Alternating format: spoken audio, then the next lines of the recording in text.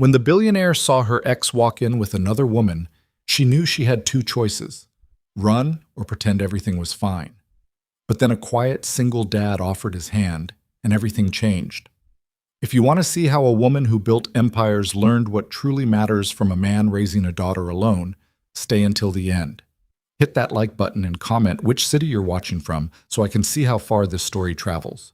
The restaurant smelled like expensive cologne and ambition. Evelyn Carter stood near the bar at Harlow's, her fingers wrapped around a wine glass she hadn't touched in 20 minutes. The Chardonnay had gone warm. She didn't care. Around her, Chicago's elite laughed too loud, clinked glasses too hard, celebrated deals that would be forgotten by Monday. She used to love these events, the energy, the connections, the unspoken competition happening beneath every handshake and smile. Tonight, she just wanted to leave. "Evelyn, there you are." Margaret Chen, a tech investor Evelyn barely knew, swooped in with that aggressive friendliness wealthy people used when they wanted something. "I've been meaning to talk to you about your AI division. Are you still looking for Series B partners?" "Not at the moment," Evelyn said, her voice polite but distant. Margaret didn't take the hint. She launched into a pitch about her firm's portfolio, dropping names like breadcrumbs, waiting for Evelyn to bite. But Evelyn had stopped listening.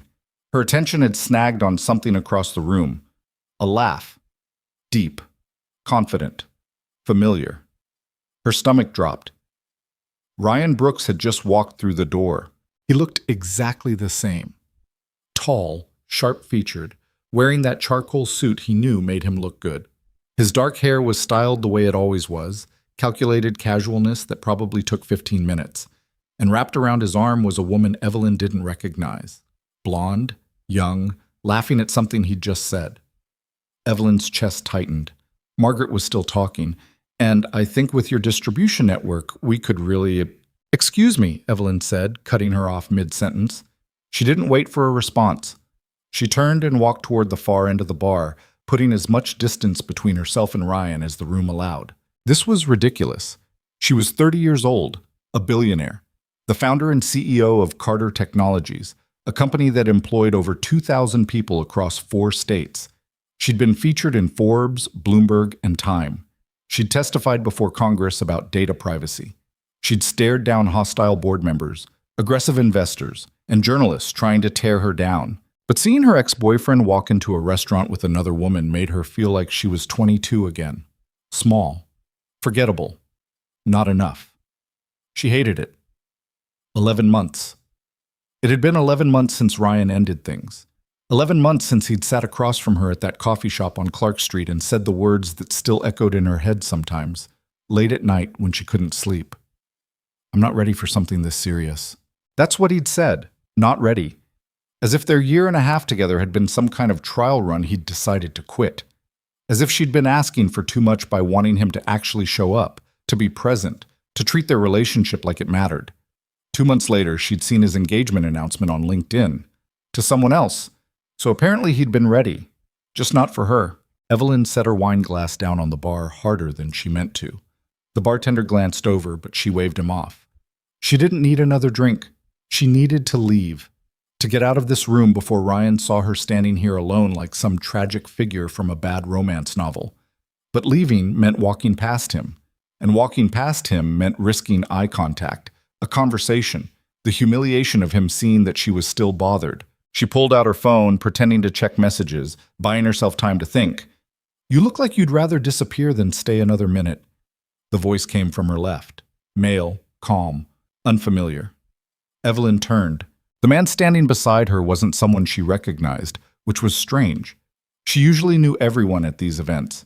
He was tall, maybe 6'1", with dark brown hair that was slightly too long to be corporate, and eyes that looked tired but kind. He wore a navy suit that fit well but wasn't custom-tailored. No flashy watch, no designer shoes. He didn't look like he belonged here. "I'm sorry," Evelyn said. He smiled, but it wasn't the practiced smile she was used to from men at these gatherings. It was quieter. Real. "You've been standing here for 10 minutes, looking like you're planning an escape route. I figured I'd confirm my theory." Evelyn felt herself bristle slightly. "I'm fine." "Sure," he said. There was no challenge in his tone, no judgment, just quiet observation. You're also lying. She should have been offended. Instead, she found herself almost laughing. That's pretty presumptuous for someone I've never met. Lucas Reed, he said, extending his hand. I work for your company. Structural Engineering Division. We're handling the River North expansion project. Evelyn shook his hand. His grip was firm, but not aggressive. You're one of mine? Technically, yes, though I doubt you've ever seen me before. I don't usually come to these things. Why'd you come tonight? Lucas shrugged. My boss insisted, said it was good for visibility. He glanced around the room. Turns out, I'm terrible at visibility. Despite everything, Evelyn smiled. There was something refreshing about his honesty. Most people spent these events performing, networking, angling. Lucas seemed like he'd rather be anywhere else, which made him the most interesting person she'd talked to all night. So what gave me away? Evelyn asked. How'd you know I wanted to leave? Body language, Lucas said. You're standing with your shoulders turned toward the exit. Your weight's on your back foot, like you're ready to move. And you've checked your phone 4 times in the last 3 minutes without actually reading anything. Evelyn raised an eyebrow. You're observant. Comes with the job. Structural engineers spend a lot of time watching how things hold up under pressure. He paused. People included. There was something in the way he said it. Not flirtatious, not trying to impress her. Just honest. It caught her off guard. Across the room, Ryan's laugh rang out again. Evelyn's jaw tightened involuntarily. Lucas followed her gaze, then looked back at her. His expression didn't change, but something in his eyes shifted.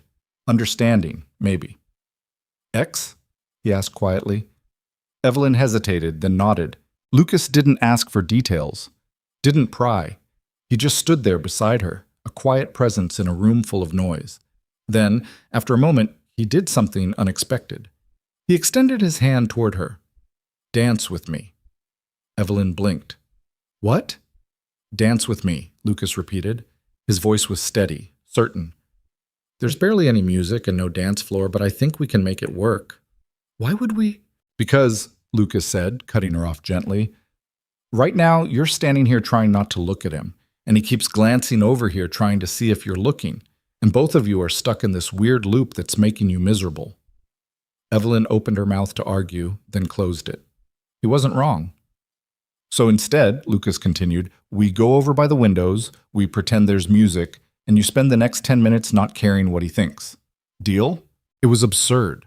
There was no music, no dance floor, just a crowded restaurant full of people who would definitely notice if she started slow dancing with a structural engineer nobody knew.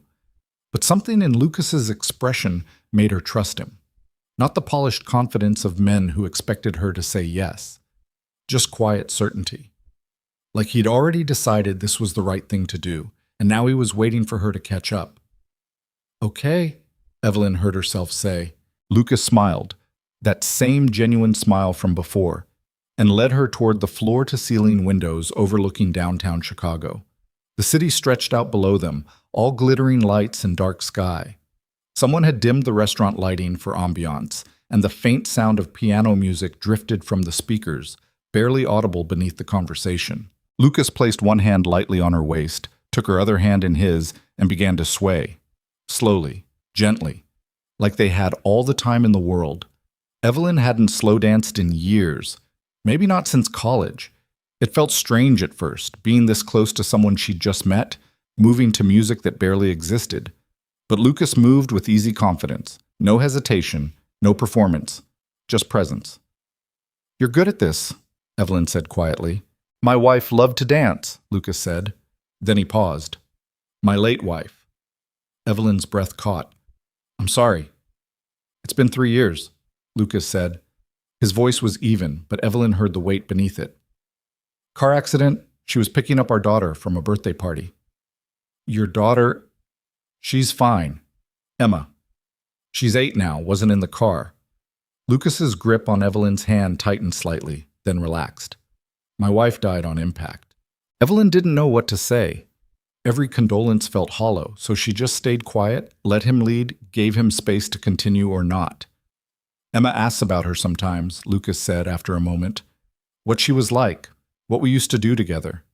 I try to remember the good things, the dancing, the Sunday mornings, the way she'd sing off key in the shower and not care. She sounds wonderful, Evelyn said softly. She was. Lucas met her eyes. But she's gone, and I'm still here. And Emma needs a father who shows up, not one who's stuck in the past. The honesty of it hit Evelyn harder than she expected. There was no self-pity in his voice, no bitterness, just acceptance, the kind that only came from surviving something that should have broken you. They swayed in silence for a while. Around them, the restaurant hummed with conversation, but it felt distant, separate. "Can I ask you something?" Evelyn said finally. "Sure." "Why did you really ask me to dance?" Lucas considered the question. "Because you looked like someone who needed a reason to stop pretending." Evelyn felt something crack open in her chest. "What makes you think I'm pretending?" "Because," Lucas said, "you're standing in a room full of people who think you have everything figured out. And I've seen that look before. On my own face. In the mirror. After Sarah died." "What look?" "The one that says you're doing fine. You're handling it. You're strong." Lucas's voice was gentle. "Even when you're not." Evelyn's throat tightened. She tried to swallow it down, to pull herself together, but the words came out before she could stop them. "He told me he wasn't ready for commitment," she said quietly. "Ryan, my ex, he said he needed space, that he wasn't in a place for something serious." Lucas stayed quiet, listening. 2 months later, he was engaged to someone else. Evelyn's voice cracked slightly. "So I guess he was ready. Just not for me." "That wasn't about you," Lucas said immediately. "How do you know?" "Because," Lucas said, meeting her eyes, "people who walk away from something real don't suddenly become ready 2 months later. They just find something easier, something that doesn't challenge them." Evelyn wanted to believe him, but the doubt had lived in her head for 11 months. It had roots. "Maybe I was too much," she said. "Too focused on work, too busy, too—" "Stop," Lucas said, his voice firm but kind. "You're not too anything. You're exactly who you're supposed to be. And if he couldn't handle that, that's his loss, not yours." Across the room, Ryan laughed again. Evelyn's instinct was to look, to check if he was watching, but Lucas's hand on her waist anchored her. "He's looking over here," Lucas said quietly. "Is he?" "Yeah, every couple of minutes. Like he's trying to figure out who I am." Evelyn felt a flicker of satisfaction, then immediately felt guilty about it. "I shouldn't care." "But you do," Lucas said. "And that's okay. Caring doesn't make you weak. It makes you human." They swayed through another verse of piano music. Evelyn found herself relaxing into the rhythm, into the steadiness of Lucas's presence. He didn't fill the silence with empty reassurances or try to fix her pain. He just stayed, present, real. "Can I tell you something?" Lucas said after a while. "Sure. When Sarah died, I thought I'd never feel normal again. Like I'd spend the rest of my life pretending to be okay for Emma's sake." He paused. "And for a long time, that's exactly what I did. I went through the motions, work, dinner, bedtime stories. But inside, I felt like I was just hollow." "What changed?" Evelyn asked. Lucas smiled faintly. "Time, mostly. And therapy. And Emma forcing me to show up even when I didn't want to." He looked at Evelyn. "But the biggest thing was realizing that healing doesn't mean forgetting. It just means learning to carry it differently." Evelyn felt tears prick at the corners of her eyes. She blinked them back. "I don't know if I know how to do that." "You will," Lucas said. "You're stronger than you think." "You don't know me. I know enough."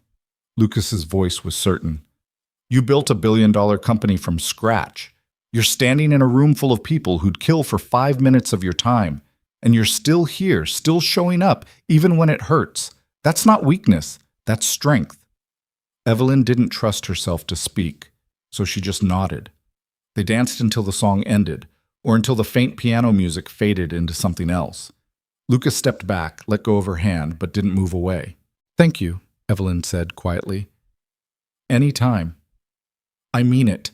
I don't usually—" She hesitated. "I don't usually let people see me like this." "Like what?" "Not fine," Lucas smiled. "Maybe that's the problem." Before Evelyn could respond, a voice interrupted them. "Evelyn?" She turned. Ryan stood a few feet away, hands in his pockets, that familiar half-smile on his face. The one he used when he wanted something but didn't want to seem like he was asking. "Hey," he said, glancing between her and Lucas. "I didn't know you were going to be here." Evelyn's heart hammered. 11 months of imagined conversations flooded her brain. All the things she'd wanted to say, the anger, the questions, the hurt. But standing there with Lucas beside her, she realized something. She didn't want to have any of those conversations. "Ryan," she said evenly. "Huh? How are you?" "Good. Yeah, really good." He shifted his weight. "You look great." "Thanks." An awkward silence settled. Ryan glanced at Lucas again, clearly waiting for an introduction. When none came, he extended his hand. "Ryan Brooks." "Lucas Reed," Lucas said, shaking his hand once and letting go. Ryan's eyes narrowed slightly, like he was trying to place Lucas in the hierarchy of wealth and influence. When he couldn't, his smile tightened. "So how do you two know each other?" Ryan asked. "We work together," Evelyn said. It wasn't technically a lie. "Oh, cool." Ryan's tone suggested it was anything but cool. He turned back to Evelyn. "I've been meaning to reach out, see how you're doing." "I'm fine," Evelyn said. "Good, that's good." Ryan nodded too many times. "You're still running Carter Tech?" It was such a ridiculous question that Evelyn almost laughed, as if she'd somehow stopped being CEO of the company she founded. "Yes, that's great. Really great. I saw the quarterly report. Impressive growth." "Thanks." Another silence. Ryan rocked back on his heels. "So, I wanted to say about how things ended between us." "Don't," Evelyn said. Ryan blinked. "What?"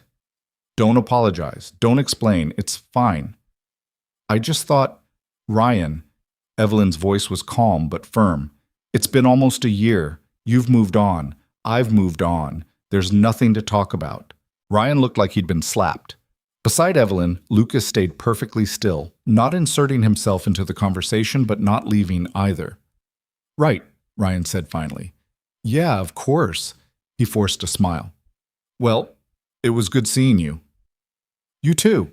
Ryan nodded at Lucas, then walked away. Evelyn watched him return to the blonde woman across the room, who immediately leaned in to ask him something. Evelyn waited for the hurt to hit. The old ache. The what-ifs. But it didn't come. Instead, she felt nothing. Or maybe not nothing, maybe just neutrality. Ryan wasn't a wound anymore. He was just a person she used to know. "You okay?" Lucas asked quietly. Evelyn turned to him. "Yeah, actually, I think I am." Lucas smiled. "Good." "I should probably go," Evelyn said, "before anyone else tries to pitch me or apologize to me." "Want company?" Evelyn paused. "To the parking garage?" "Unless you've got a helicopter on the roof." She laughed. Actually, laughed. "No helicopter." "Then yeah, parking garage." They walked through the restaurant together, Evelyn nodding politely at people who called her name but not stopping to chat. Lucas stayed beside her, hands in his pockets, unbothered by the attention. Outside, the November air hit them like a wall. Cold, sharp. Evelyn pulled her coat tighter. "Chicago in November," Lucas said. "Romantic. Freezing." That too. They walked down the block toward the parking garage, their breath visible in the streetlight. The city hummed around them, cars, distant sirens, the muffled bass from a bar down the street. "Can I ask you something?" Evelyn said. "Sure." "Why were you really at that event tonight? Engineers don't usually show up to fundraisers." Lucas smiled. "My boss thinks I'm too isolated. Thinks I should network more, put myself out there." He shrugged. "I mostly just wanted to get home to Emma." "How long have you been raising her alone?" 3 years. Since Sarah died. That must be hard." "Some days," Lucas admitted. "But Emma makes it worth it. She's everything."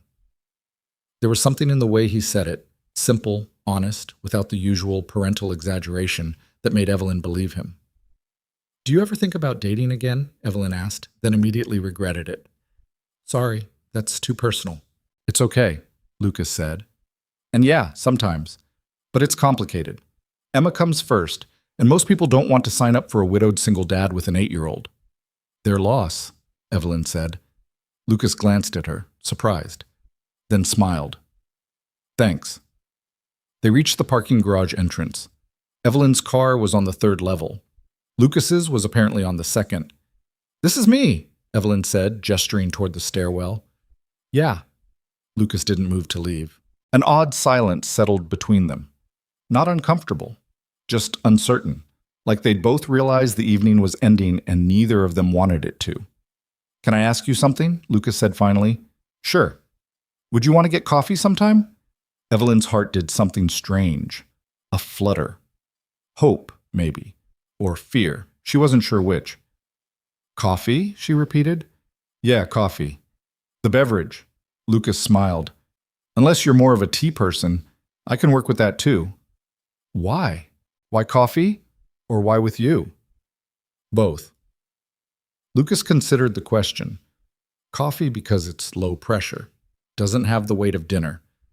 And with you because I'd like to know you better. Without the fundraiser. Without your ex glaring from across the room. Just you. Evelyn felt something shift in her chest, something she hadn't felt in a long time. Interest. Not the shallow kind she got from men who wanted access or status. Real interest. The kind that came from being seen. Okay, she said. Lucas's eyebrows lifted. Yeah? Yeah. Tomorrow? Evelyn laughed. You don't waste time. Single dad, 8-year-old, free time is a rare commodity. Tomorrow works, Evelyn said. There's a place on Randolph I like, 2:45. You know it? I'll find it. 10 a.m.? Perfect. They stood there another moment, neither moving. Then Lucas stepped back, smiled that quiet, genuine smile, and headed toward the stairwell. Lucas? Evelyn called. He turned. Thank you, for tonight. You already said that. I know, but I mean it. Lucas nodded. See you tomorrow, Evelyn. Then he was gone. Evelyn stood alone in the parking garage entrance, the cold Chicago wind biting at her face. She should have felt ridiculous, getting excited about coffee with a man she barely knew, a structural engineer who lived in a completely different world than hers. But she didn't feel ridiculous. She felt awake. For the first time in 11 months, she felt like something other than her company, her reputation, or her broken heart. She felt like herself. Evelyn walked to her car, slid into the driver's seat, and sat there for a moment, hands on the steering wheel, staring at nothing. Her phone buzzed. A text from Margaret Chen, still trying to pitch her Series B fund. Evelyn deleted it without reading. Then she pulled out of the garage and drove through downtown Chicago, past the lights and the noise and the restaurants full of people performing their lives for each other. Tomorrow, she'd meet Lucas for coffee. Tomorrow, maybe things would be different. Tonight, for the first time in almost a year, that felt like enough. Evelyn woke up at 5:30 the next morning, which was normal. What wasn't normal was the fact that she'd actually slept through the night. No waking up at 2 a.m. to check emails. No lying in the dark replaying conversations she wished she'd handled differently. No staring at the ceiling wondering if Ryan was happy with his new fiancé and why that still bothered her. She'd just slept. She made coffee in her penthouse kitchen, standing by the floor-to-ceiling windows that overlooked Lake Michigan. The sun was just starting to rise, turning the water from black to deep blue to something almost silver. Normally, she'd spend this time reviewing quarterly reports or prepping for board meetings. Instead, she stood there holding her mug, thinking about coffee at 10 a.m., with a man who didn't care that she was a billionaire. Her phone buzzed. A text from her assistant, Priya. Board meeting moved to 11. Thompson wants to discuss the merger again. Evelyn checked the time. 9:45. She was supposed to meet Lucas in 15 minutes. She typed back quickly. Tell Thompson I'll be there by 11:30, non-negotiable. Priya responded immediately. He's not going to like that. He'll survive. Evelyn grabbed her coat and headed out. 2:45 was a small coffee shop tucked between a bookstore and a dry cleaner on Randolph. Nothing fancy. No Instagram-worthy latte art or exposed brick walls. Just good coffee and tables that wobbled slightly when you set your cup down. Lucas was already there when Evelyn walked in. He sat at a corner table near the window, wearing jeans and a gray Henley shirt, looking nothing like the men she usually spent time with. No suit, no watch that cost more than most people's cars. Just a guy drinking black coffee and reading something on his phone. He looked up when she approached and smiled. "You made it." "Sorry I'm late," Evelyn said, sliding into the chair across from him. "Traffic was worse than I thought." "You're not late. I'm early." Habit from having an 8-year-old who needs to be at school by 7:45. A server came over, a college-aged kid with a name tag that said Ben. Lucas ordered another black coffee. Evelyn asked for a cappuccino. When Ben left, silence settled over the table. Not uncomfortable, exactly, just new. Like they were both trying to figure out how to start. "So," Lucas said finally, "how'd the rest of your night go?" "Quiet. I went home. Slept." Evelyn paused. "Actually slept, which was weird." "Weird good or weird bad?" "Good, I think." Evelyn wrapped her hands around the mug Ben had just set down. "I haven't slept through the night in months." Lucas nodded slowly. "Heartbreak messes with sleep." "Did it for you, after your wife?" "Yeah, for about a year, I'd wake up around 3 a.m. and just lie there, thinking about all the things I should have said or done differently." "Like what?" Lucas looked down at his coffee. "Like maybe if I'd left work earlier that day, I could have picked Emma up instead. Sarah wouldn't have been on the road. She'd still be here." Evelyn's chest tightened. "That's not your fault." "I know." Lucas's voice was quiet. "Took me a long time to believe it, though." Ben returned with Evelyn's cappuccino. She took a sip, buying herself time to figure out what to say. But Lucas spoke first. "Can I ask you something?" "Sure. Last night, when your ex came over, you handled it better than I expected." Evelyn raised an eyebrow. "What were you expecting?" "I don't know. More reaction, maybe? Anger or sadness or something." Lucas tilted his head slightly. "But you were just calm, like you'd already made peace with it." "I don't know if I'd call it peace," Evelyn said. "More like exhaustion. I spent 11 months being angry, being hurt, wondering what I did wrong. And then last night, seeing him with her, I just didn't care anymore." "That's good, isn't it?" "I think so, but it's also kind of sad." "Why?" Evelyn stared into her cappuccino. "Because I spent a year and a half with someone I thought I loved, and now I look at him and feel nothing, like it never mattered." "Maybe it mattered then," Lucas said. "Just not now." Evelyn looked up at him. "That's very zen." Lucas smiled. "I've had a lot of therapy." She laughed. Actually laughed. It felt good. They talked for 20 minutes about nothing important. Lucas told her about Emma's obsession with marine biology and how their apartment was slowly filling up with library books about octopuses. Evelyn told him about the time she almost dropped out of college to join a startup that went bankrupt 3 months later. It was easy, comfortable, like talking to someone she'd known for years instead of less than 24 hours. Then Lucas's phone buzzed. He glanced at it and frowned. "Everything okay?" Evelyn asked. "Yeah, just my sister. She's supposed to pick Emma up from school today, but she's stuck in a meeting." He typed something back quickly. "I need to figure out backup." "What time does school get out?" 3:15. Evelyn checked her watch. It was already 10:30. Her board meeting started at 11. Or 11:30, if Thompson believed her bluff. Either way, she'd be stuck there until at least 1. "What about a babysitter?" she asked. "Emma's regular sitter is out of town," Lucas said, still typing. "And my neighbor who usually helps is at work." "Could you leave early from work, I mean?" Lucas looked up at her. "I could, but I'm in the middle of structural calculations for the River North project. If I leave now, we're behind schedule, which means your company loses money." "I don't care about the money." "You should. It's your company." Evelyn felt something warm in her chest. Not attraction exactly. Respect, maybe. Lucas wasn't trying to impress her or tell her what she wanted to hear. He was just being honest. "Figure it out?" she asked. "Working on it." Evelyn's phone buzzed. A text from Priya. "Thompson's asking if you're coming. Should I stall?" Evelyn typed back. "Tell him I'll be there at 11:30. Start without me if necessary." She looked up at Lucas. "Can I ask you something personal?" "Sure." "Do you ever resent it, being a single parent?" Lucas set his phone down. Sometimes. Not Emma. Never Emma. But the situation, yeah. I resent that she doesn't have a mom, that I can't just call Sarah and ask her what to do when Emma has a nightmare or refuses to eat anything except mac and cheese for a week straight. Does Emma remember her? A little. She was 5 when Sarah died. She remembers the big things, how Sarah used to braid her hair before school, the songs she'd sing at bedtime. But the details are fading. Lucas's jaw tightened slightly, and I hate that.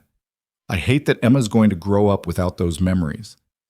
You're keeping them alive, Evelyn said quietly, by being here, by showing up. Yeah, well, showing up is the bare minimum. No, it's not, trust me. Lucas met her eyes. There was something there, a flicker of understanding that went both ways. His phone buzzed again. He glanced at it and sighed. My sister found someone.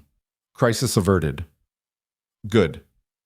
Sorry, I didn't mean to spend our coffee talking about childcare logistics. I don't mind. Still, not exactly romantic. Evelyn felt her pulse quicken. Is that what this is? Romance? Lucas leaned back in his chair, a small smile playing at his lips. I don't know. What would you call it? Coffee. Just coffee? Maybe coffee with potential. I can work with that. Evelyn's phone buzzed again. Another text from Priya. Thompson's pissed, says if you're not here by 11:30, he's walking. Evelyn exhaled slowly. I have to go. Board meeting? How'd you know? You've checked your phone 4 times in the last 10 minutes, and you have that look. What look? The one people get when they're about to walk into a fight they don't want to have. Evelyn laughed despite herself. You're annoyingly perceptive. Comes with the territory. She stood, pulling her coat on. Lucas stood too. Can I see you again? He asked. Evelyn paused. The smart thing would be to say no, to keep this simple. One coffee, a nice moment, nothing more. But standing there, looking at Lucas with his tired eyes and his honest face, the smart thing felt boring. Yes, she said. When? I don't know. My schedule's insane this week. Next week? Maybe. Probably. Lucas smiled. I'll take a probably. Evelyn turned to leave, then stopped. Lucas? Yeah? Thank you for last night, for this morning, for just being normal. Anytime. She walked out of the coffee shop and into the cold November air. Her car was parked 2 blocks away. She speed-walked, checking her phone, already mentally preparing for the board meeting she was about to walk into 20 minutes late. But beneath the stress and the scheduling and the endless list of things she needed to handle, there was something else. Anticipation. The board meeting was exactly as painful as Evelyn expected. Thompson, a 63-year-old venture capitalist who'd been on Carter Tech's board since the Series A round, spent 45 minutes explaining why the merger with Apex Industries was a bad idea. Not because of financials or market positioning, but because he didn't like the CEO. Harrison's a cowboy, Thompson said, pacing in front of the conference room windows. He makes decisions based on gut feeling, not data. Harrison's grown Apex from a $10 million startup to a $300 million company in 6 years, Evelyn countered. I'd say his gut is pretty reliable. That's not the point. Then what is the point, Robert? Thompson stopped pacing. The point is that you're rushing this. We should take another quarter to evaluate. Run more projections. We've been evaluating for 6 months. The projections are solid. The merger makes sense. For you, maybe. Evelyn felt her jaw tighten. What's that supposed to mean? Thompson sat down across from her. The rest of the board, 6 other people who'd been silent for most of this, watched the exchange like spectators at a tennis match. It means, Thompson said slowly, that you've been distracted lately, and when you're distracted, you make impulsive decisions. The room went silent. Evelyn set her pen down carefully. I'm sorry, are you questioning my judgment? I'm questioning your focus. My focus has built this company into a $2.4 billion enterprise, so maybe you should trust it. Thompson leaned forward. Evelyn, I respect what you've built. I do. But you can't expect us to rubber stamp a $300 million acquisition just because you're the founder. I'm not asking you to rubber stamp anything. I'm asking you to do your job, which is to evaluate opportunities based on merit, not personal bias. This isn't personal, isn't it? Thompson's face reddened. Before he could respond, Claire Martinez, the CFO and Evelyn's closest ally on the board, cut in. Why don't we table this discussion until next week? Claire said calmly. Give everyone time to review the updated projections. Come back with fresh eyes. Thompson looked like he wanted to argue, but Claire had a way of diffusing tension that even he couldn't fight. Fine, he said finally. Next week. The meeting adjourned. People filed out, making small talk, avoiding eye contact with Evelyn. Thompson left without saying goodbye. Claire lingered behind. You okay? She asked. Evelyn rubbed her temples. Fantastic. He's being an ass. He's always an ass. Fair point. Claire sat down next to her. But he's not entirely wrong. Evelyn looked up sharply. Excuse me? You have been distracted lately, Claire said gently. I'm not saying the merger's a bad idea. I actually think it's brilliant. But you've been off your game, missing details, delegating more than usual. I've been busy. You're always busy. But this is different. Claire paused. Is everything okay? Outside of work? Evelyn wanted to say yes. To brush it off. To keep her personal life separate from the business, the way she always had. But she was tired of pretending. I had coffee with someone this morning, Evelyn said quietly. Claire's eyebrows shot up. A man? Yes. Who? A structural engineer from our River North team. Evelyn Carter is dating an engineer? I'm not dating him. We just had coffee.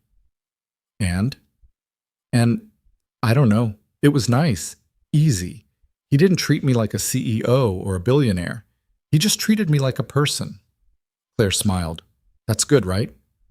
I think so, but it's also terrifying. Why? Because the last time I let someone in, it didn't end well. Claire's expression softened. Ryan was an idiot. You know that. Knowing it and believing it are different things. So what are you going to do? Evelyn stared at the empty conference room. I have no idea. Claire stood, gathering her things. For what it's worth, I think you should see him again. Life's too short to let fear make your decisions. When did you become a therapist? I have 3 teenagers. Comes with the territory. Claire headed for the door, then paused. Oh, and Evelyn. Yeah? Thompson's wrong. You're not distracted. You're just finally paying attention to something other than work. There's a difference. The rest of the week passed in a blur of meetings, phone calls, and damage control. The merger talks with Apex stalled. 2 senior engineers quit to join a competitor. A bug in their latest software update caused a minor PR nightmare that required Evelyn to personally call 3 different journalists to smooth things over. By Friday afternoon, she was exhausted. She sat in her office on the 42nd floor of the Carter Tech building, staring at her computer screen without really seeing it. Her assistant had gone home an hour ago. Most of the building was empty. Her phone buzzed, a text from a number she didn't recognize. This is Lucas. Got your number from the company directory. Hope that's not weird. Emma wants to know if octopuses have personalities. I told her you'd probably know. Evelyn smiled despite her exhaustion. She typed back. Not a weird. And yes, octopuses absolutely have personalities. Some are shy, some are aggressive, some are curious. Tell Emma to look up Inky the octopus, escaped from an aquarium in New Zealand by squeezing through a drain pipe. 3 dots appeared. Then, Emma says that's the coolest thing she's ever heard. She also wants to know if you'd like to meet her octopus collection. Direct quote, not the real kind, the stuffed animal kind. Evelyn's heart did something strange. When? Tomorrow? We're going to the aquarium. She's been begging me to take her for weeks. Thought you might want to join. Evelyn checked her calendar. She had brunch with investors at 10, a strategy session with Claire at 1, a fundraiser dinner at 7. She canceled all of it. What time? Noon? Meet us at the entrance? I'll be there. The Shed Aquarium sat on the edge of Lake Michigan like a monument to everything humans didn't understand about the ocean. Evelyn arrived at 11:55, wearing jeans and a sweater instead of her usual designer suits. She felt weirdly exposed, like she'd forgotten part of her armor. Lucas and Emma were waiting near the entrance. Emma looked exactly like Lucas had described. 8 years old, dark hair and 2 messy braids, wearing a shirt with a cartoon octopus on it. She held Lucas's hand, bouncing slightly on her toes. When Emma saw Evelyn approaching, she whispered something to Lucas. He smiled and nodded. Hi, Evelyn said, stopping a few feet away. Hi, Lucas said. Evelyn, this is Emma. Emma, this is Evelyn. Emma stared at her with the unfiltered intensity only kids could manage. Dad says you know about octopuses. A little. Do you know they have 3 hearts? I do. And blue blood? Yep. Emma's eyes widened. Do you have a favorite kind? Evelyn crouched down to Emma's level. Giant Pacific octopus. They're the biggest species. Some of them can weigh over 100 pounds. That's so cool, Emma breathed. Lucas smiled. Okay, marine biologist in training, let's go inside before Evelyn changes her mind about spending the afternoon with us. They bought tickets and headed in. The aquarium was crowded. Families, school groups, couples taking selfies in front of the jellyfish tanks. Emma dragged them straight to the octopus exhibit, talking non-stop about everything she'd learned from library books. Evelyn found herself relaxing in a way she hadn't in months, maybe years. There was something about being surrounded by kids shrieking over seahorses and parents trying to wrangle strollers that made her billion-dollar problems feel distant. At the octopus tank, Emma pressed her face against the glass, watching a giant Pacific octopus move slowly across the rocks. It's changing color, Emma whispered. They do that to camouflage, Evelyn said, or to communicate. What's it saying? I don't know. Maybe leave me alone. I'm trying to nap. Emma giggled. Lucas stood beside Evelyn, hands in his pockets. You're good with kids. I'm really not. Emma likes you. That's saying something. She usually hates meeting new people. Why? Lucas's expression shifted. Kids at school can be mean. They ask about her mom. Why she doesn't have one. Emma's learned to be careful about who she trusts. Evelyn's chest tightened. That's awful. Yeah, but she's strong. Stronger than I was at her age. They watched Emma for a moment. She'd moved on to reading the information placard, mouthing the words to herself. Can I ask you something? Lucas said quietly. Sure. Why'd you cancel your Saturday for this? Evelyn hesitated. I had meetings, but they didn't seem important. Meetings with a billionaire are always important. Not always. Lucas turned to look at her. What are you doing here, Evelyn? What do you mean? I mean, you could be anywhere right now, doing anything, but you're at an aquarium with a single dad and his 8-year-old. He paused. Why? Evelyn met his eyes. Because I wanted to be here. Just here? Or here with us? Both. Something passed between them. Not quite a confession, but close. Emma ran back over, grabbing Lucas's hand. Can we see the dolphins? Absolutely. They spent the next 2 hours wandering through exhibits. Emma asked 1,000 questions. Lucas answered most of them with patience Evelyn didn't know was possible, and Evelyn found herself laughing more than she had in months. At the dolphin show, Emma sat between them, gripping the edge of her seat every time a dolphin jumped.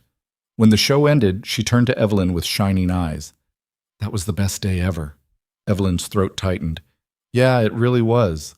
They grabbed lunch at the aquarium cafe, overpriced sandwiches and lukewarm fries that somehow tasted perfect. Emma told them about her best friend Zoe, who was also obsessed with marine biology. Lucas told a story about the time Emma tried to bring home a dead fish she'd found at the beach because she wanted to study it. Evelyn couldn't remember the last time she'd felt this present, this alive. After lunch, Emma started to fade. The adrenaline from the aquarium was wearing off, and she leaned against Lucas's side, rubbing her eyes. Someone's tired, Lucas said gently. I'm not tired, Emma mumbled, yawning. Of course not. They walked back to the parking lot together. Emma held Lucas's hand with one hand and, unexpectedly, reached for Evelyn's with the other. Evelyn's heart stuttered. She glanced at Lucas, who just smiled. When they reached Evelyn's car, Emma let go reluctantly. Will you come over sometime? Emma asked, looking up at Evelyn. To see my octopus collection? Evelyn crouched down again. I'd love to. Promise? Promise. Emma smiled, then turned and climbed into Lucas's car. Lucas lingered behind. Thank you. For today. I should be thanking you. Why? Because I haven't had this much fun in years. Lucas smiled. Neither have we. They stood there at the parking lot, the late afternoon sun turning the sky orange and pink. Evelyn knew she should leave, get in her car, go back to her penthouse and her empty schedule and the work she'd been avoiding all day. But she didn't want to. Lucas? Yeah. Would you want to do this again? Not the aquarium, just time together. Lucas looked at her for a long moment, then he stepped closer. Evelyn, I'm a 32-year-old widower with an 8-year-old daughter and a job that barely pays 6 figures. I live in a 2-bedroom apartment in Logan Square. I drive a car that's 10 years old. My idea of a fancy dinner is takeout that doesn't come in a paper bag. Okay, Evelyn said slowly. I'm telling you this because you need to know what you're signing up for. This isn't some movie where the single dad magically fits into the billionaire's world. My life is messy, complicated, and Emma comes first, always. Evelyn met his eyes. I know. And you still want to do this? Yeah, I do. Lucas smiled. Actually, smiled. Okay then. Okay. He leaned in and kissed her, quick, soft, over before Evelyn had time to process it. Then he stepped back, still smiling. I'll text you. You better. Lucas walked to his car. Evelyn watched him drive away, Emma's hand waving from the back window. Then she got in her own car, sat there for a full minute, and laughed. Not because anything was funny, but because for the first time in almost a year, something finally felt right. The text came 3 days later on a Tuesday afternoon while Evelyn was in the middle of a conference call with investors in Singapore. Emma wants to know if you're free for dinner Thursday. Fair warning, she's making spaghetti, which means the kitchen will look like a crime scene and the noodles will be overcooked. But she's very excited about it. Evelyn excused herself from the call, claiming a technical issue, and stared at the message for a solid 30 seconds. Dinner. At Lucas's apartment. With Emma. This was different from coffee or the aquarium. This was his life. His home. The place where he and Emma existed without pretense or performance. She typed back, What time? 6? Emma has soccer practice until 5:30. I'll be there. Should I bring anything? Just yourself. And maybe low expectations for the spaghetti. Evelyn smiled at her phone like an idiot. Across the table, Claire was watching her with raised eyebrows. What? Evelyn said. You're smiling at your phone. You never smile at your phone. I smile. At quarterly reports, maybe? Not at text messages. Claire leaned forward. It's the engineer, isn't it? Evelyn felt her face heat up. His name is Lucas. And we're having dinner Thursday. At a restaurant? At his apartment. Claire's eyes widened. Evelyn Carter is going to a man's apartment for dinner. Is that so shocking? Honestly? Yes. You usually make men come to you. Neutral territory at minimum. Evelyn set her phone down. This is different. How? Because he's different. He doesn't care about any of this. She gestured vaguely at the conference room, the building, the empire she'd built. He cares about his daughter, about doing good work, about showing up. Claire studied her for a moment. You really like him. I think I do. That terrifies you. Completely. Good, Claire said. You should be terrified. Means it matters. Thursday arrived faster than Evelyn expected. She left work at 5, which felt obscenely early. Her assistant actually did a double take when Evelyn walked past her desk. Is everything okay? Priya asked. Fine. I just have plans. Plans? You never have plans. I have plans all the time. Work plans don't count. Evelyn didn't argue. She just grabbed her coat and left. Lucas's apartment was in Logan Square, a neighborhood Evelyn rarely visited. The building was old, probably 1920s, with worn brick and windows that probably leaked in winter. She found a parking spot half a block away and sat in her car for a moment, second-guessing everything. What was she doing here? She was a billionaire CEO about to have dinner in a 2-bedroom apartment with a man she'd known for less than 2 weeks and his 8-year-old daughter. This was insane, reckless, completely outside anything she'd ever done before. She got out of the car. Lucas answered on the second knock. He wore jeans and a faded blue t-shirt, and his hair was slightly damp like he'd just showered. Hey, he said, smiling. You found it. Google Maps is surprisingly accurate. Come in. Fair warning, Emma's been cleaning for an hour, which means she's mostly just moved things from one pile to another pile. Evelyn stepped inside. The apartment was small but lived in. Hardwood floors that creaked slightly. Furniture that looked comfortable rather than expensive. Photos everywhere. Emma at various ages. A woman Evelyn assumed was Sarah. Family shots at beaches and parks and birthday parties. Emma ran out from what must have been her bedroom, wearing an apron covered in cartoon fish. "You came," she said, bouncing on her toes. "I promised, didn't I?" "Do you want to see my octopus collection before dinner?" Lucas laughed. Emma let her breathe for 2 seconds. "It's okay," Evelyn said. "I'd love to see them." Emma grabbed her hand and dragged her down the narrow hallway. Her room was exactly what Evelyn expected. Books everywhere, posters of sea creatures on the walls, and an entire shelf dedicated to stuffed octopuses in various sizes and colors. "This one's Murray," Emma said, holding up a purple octopus. "And this is Captain. And this is Dr. Tentacles." "Dr. Tentacles? He has a PhD in being squishy." Evelyn laughed, actually laughed. "That's very impressive." Emma showed her each octopus, explaining their personalities and backstories with complete seriousness. Evelyn found herself genuinely engaged, asking questions, playing along. When they finally made it back to the kitchen, Lucas was draining pasta at the sink. "She talked your ear off, didn't she?" he said without turning around. "I liked it," Evelyn said honestly. Lucas glanced over his shoulder, surprised. "Yeah? Yeah." Dinner was exactly as chaotic as Lucas had warned. The spaghetti was overcooked. The sauce was from a jar. Emma spilled her water twice and talked non-stop about a kid at school who claimed dolphins were smarter than octopuses. "They're not, right?" Emma asked Evelyn, looking genuinely concerned. "They're both smart," Evelyn said diplomatically, "just in different ways. But octopuses are smarter.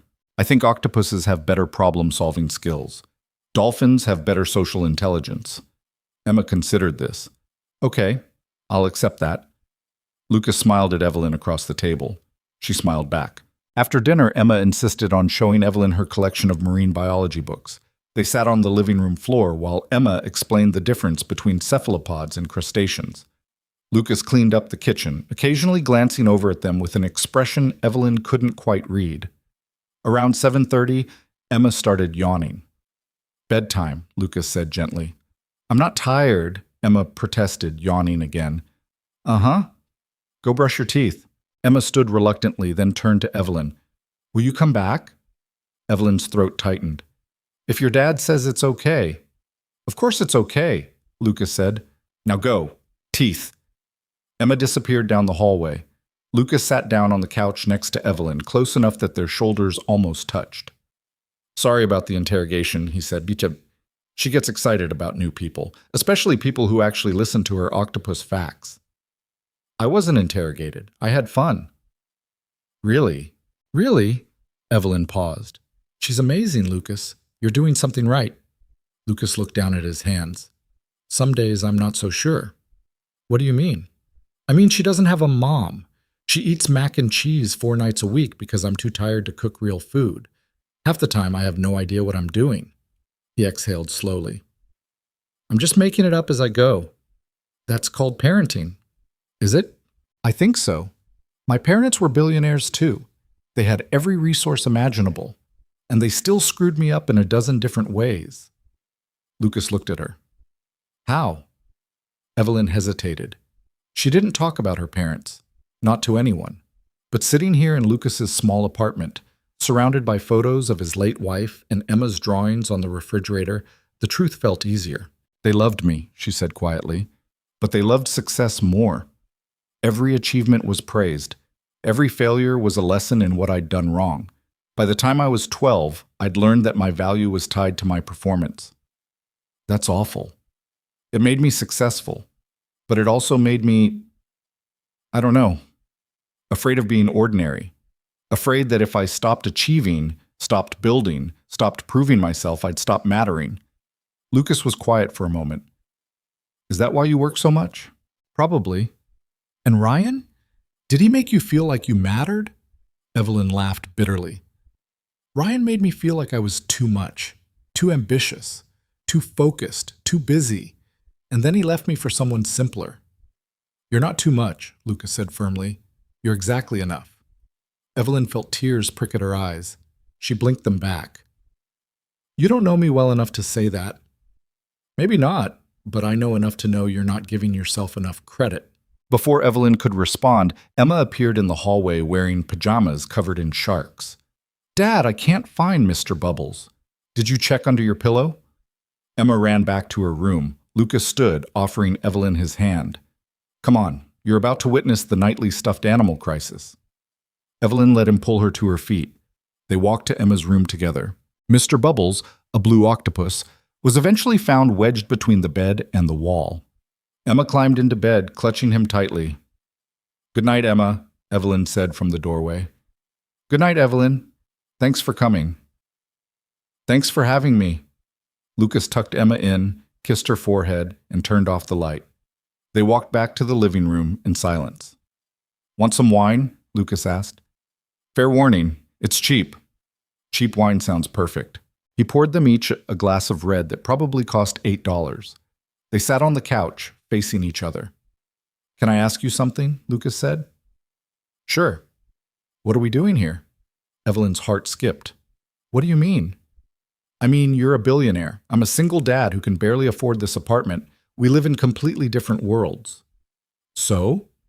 So this doesn't make sense. You could date anyone. CEOs, investors, people who actually fit into your life. Evelyn set her wine glass down. I've dated those people. It never worked. Why not? Because they saw me as a business opportunity, or a status symbol, or competition. She paused. You see me as a person. You are a person. I know, but most people forget that. Lucas studied her face. So what happens now? I don't know. That doesn't scare you? It terrifies me, Evelyn admitted, but I'm tired of making decisions based on fear. Lucas smiled. Yeah, me too. He leaned in and kissed her, slower this time, deeper. Evelyn felt something in her chest crack open, something she'd been holding tight for months. When they pulled apart, Lucas's hand was still on her face. Stay, he said quietly. Lucas, not like that, just stay. Talk to me. Sit here. I don't want you to leave yet. Evelyn didn't trust herself to speak, so she just nodded. They talked until almost midnight, about everything. Lucas told her about Sarah, how they'd met in college, how she'd been the one to pursue him, how their wedding had been in her parents' backyard with 20 people and a cake from Costco. Evelyn told him about building Carter Tech from nothing, about the investors who'd told her she was too young, too inexperienced, too female to succeed. Do you ever regret it? Lucas asked. The sacrifices you made? Sometimes. I missed a lot of life building that company. Friendships, relationships, normal things people in their 20s do. Like what? Like sleeping past 6 a.m., or taking a vacation that wasn't also a business trip, or dating someone without calculating whether they were good for my brand. Lucas shook his head. That's exhausting. It is, but it's also all I know. Maybe it's time to learn something new. Evelyn looked at him. Like what? Like how to just be, without achieving or building or proving anything. I don't know if I know how to do that. Then I'll teach you. It should have sounded arrogant, presumptuous, but coming from Lucas, it just sounded honest. Evelyn left around 12:30. Lucas walked her to her car, hands in his pockets, breath visible in the cold air. Thank you, Evelyn said. For tonight, for Emma, for everything. You keep thanking me, because I mean it. Lucas smiled. Come back this weekend. Emma wants to show you her school project about coral reefs. I'd like that. Yeah? Yeah. He kissed her goodbye, quick and soft, then watched as she got in her car and drove away. Evelyn made it 3 blocks before she had to pull over. Not because something was wrong, but because something was finally right. She sat in her parked car on a random street in Logan Square and laughed until she cried. The next morning, Evelyn's world came crashing down. She was in her office reviewing acquisition proposals when Priya knocked on the door, her face pale. We have a problem. Evelyn looked up. What kind of problem? Legal just called. Someone leaked the Apex merger details to TechCrunch. The article goes live in an hour. Evelyn's stomach dropped. What? Everything. Financials, projections, internal emails. Priya's hands shook slightly. They're calling it insider trading, saying we manipulated stock prices. That's insane. We haven't done anything illegal. I know, but the headline doesn't care about facts.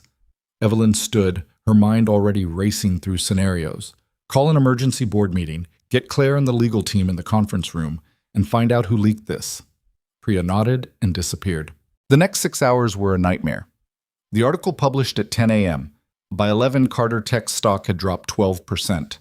By noon, the SEC was making inquiries. By 2 p.m., 3 board members were calling for Evelyn's resignation. Thompson was, predictably, the loudest. "This is exactly what I warned you about," he said, pacing the conference room like a caged animal. "You rushed this merger, cut corners, and now we're all paying for it." "We didn't cut corners," Evelyn said through gritted teeth. "Someone on this board leaked confidential information. That's the story. The story is that you've lost control of this company." "Robert, that's enough," Claire cut in. "No, it's not enough.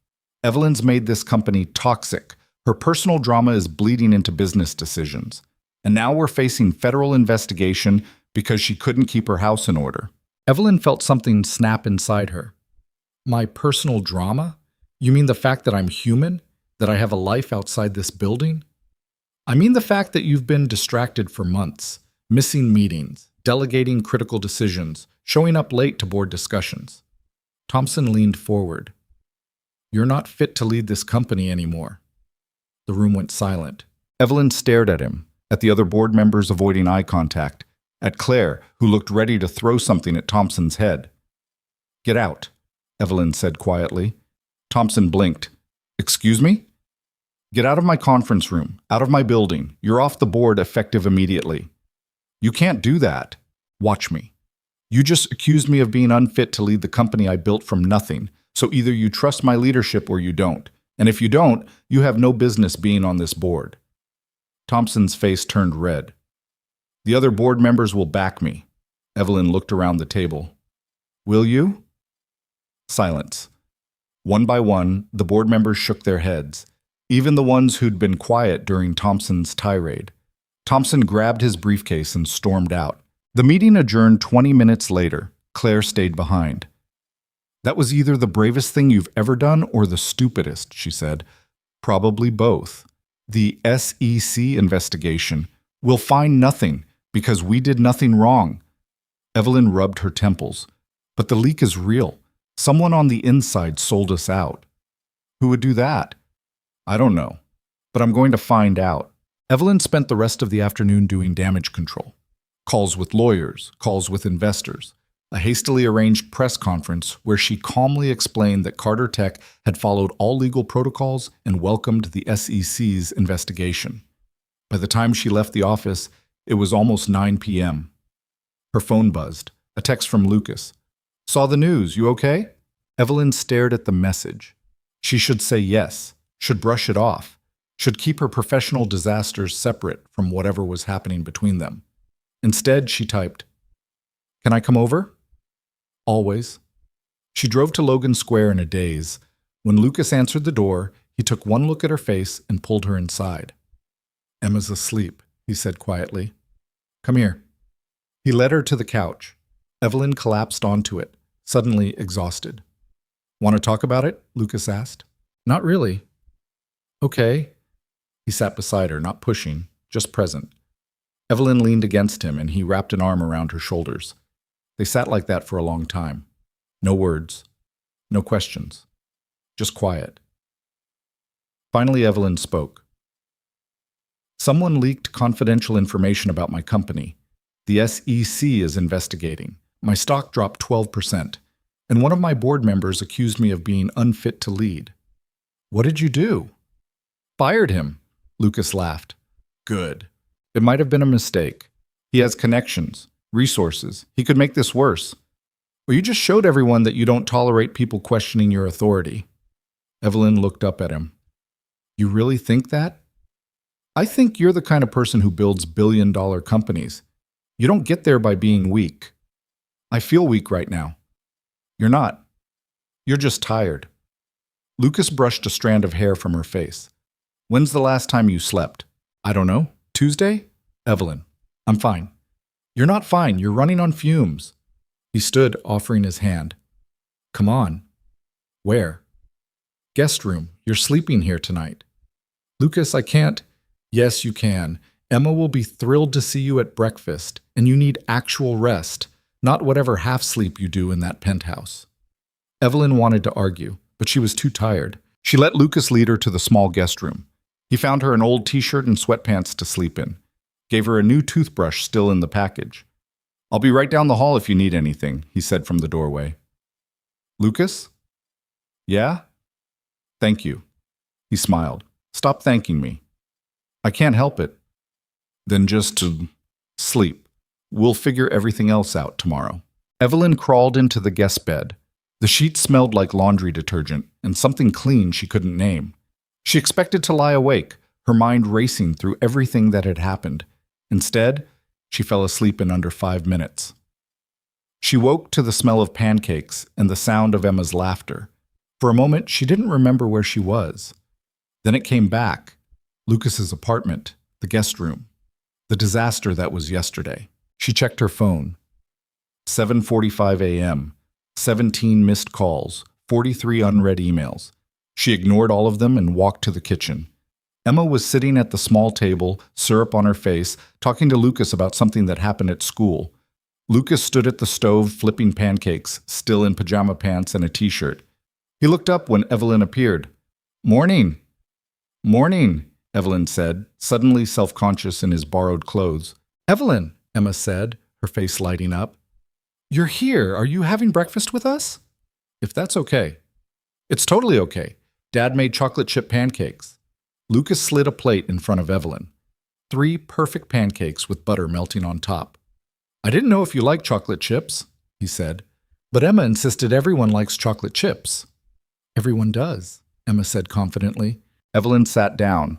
The pancakes were good. Really good. She couldn't remember the last time she'd eaten breakfast that wasn't grabbed from a coffee shop on the way to a meeting. After Emma finished eating, Lucas sent her to brush her teeth and get ready for school. How'd you sleep? He asked Evelyn.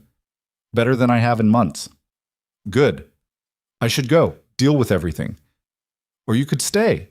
Have another cup of coffee. Let the world wait for 20 minutes. Evelyn wanted to say no, to jump back into crisis mode, to fix everything immediately.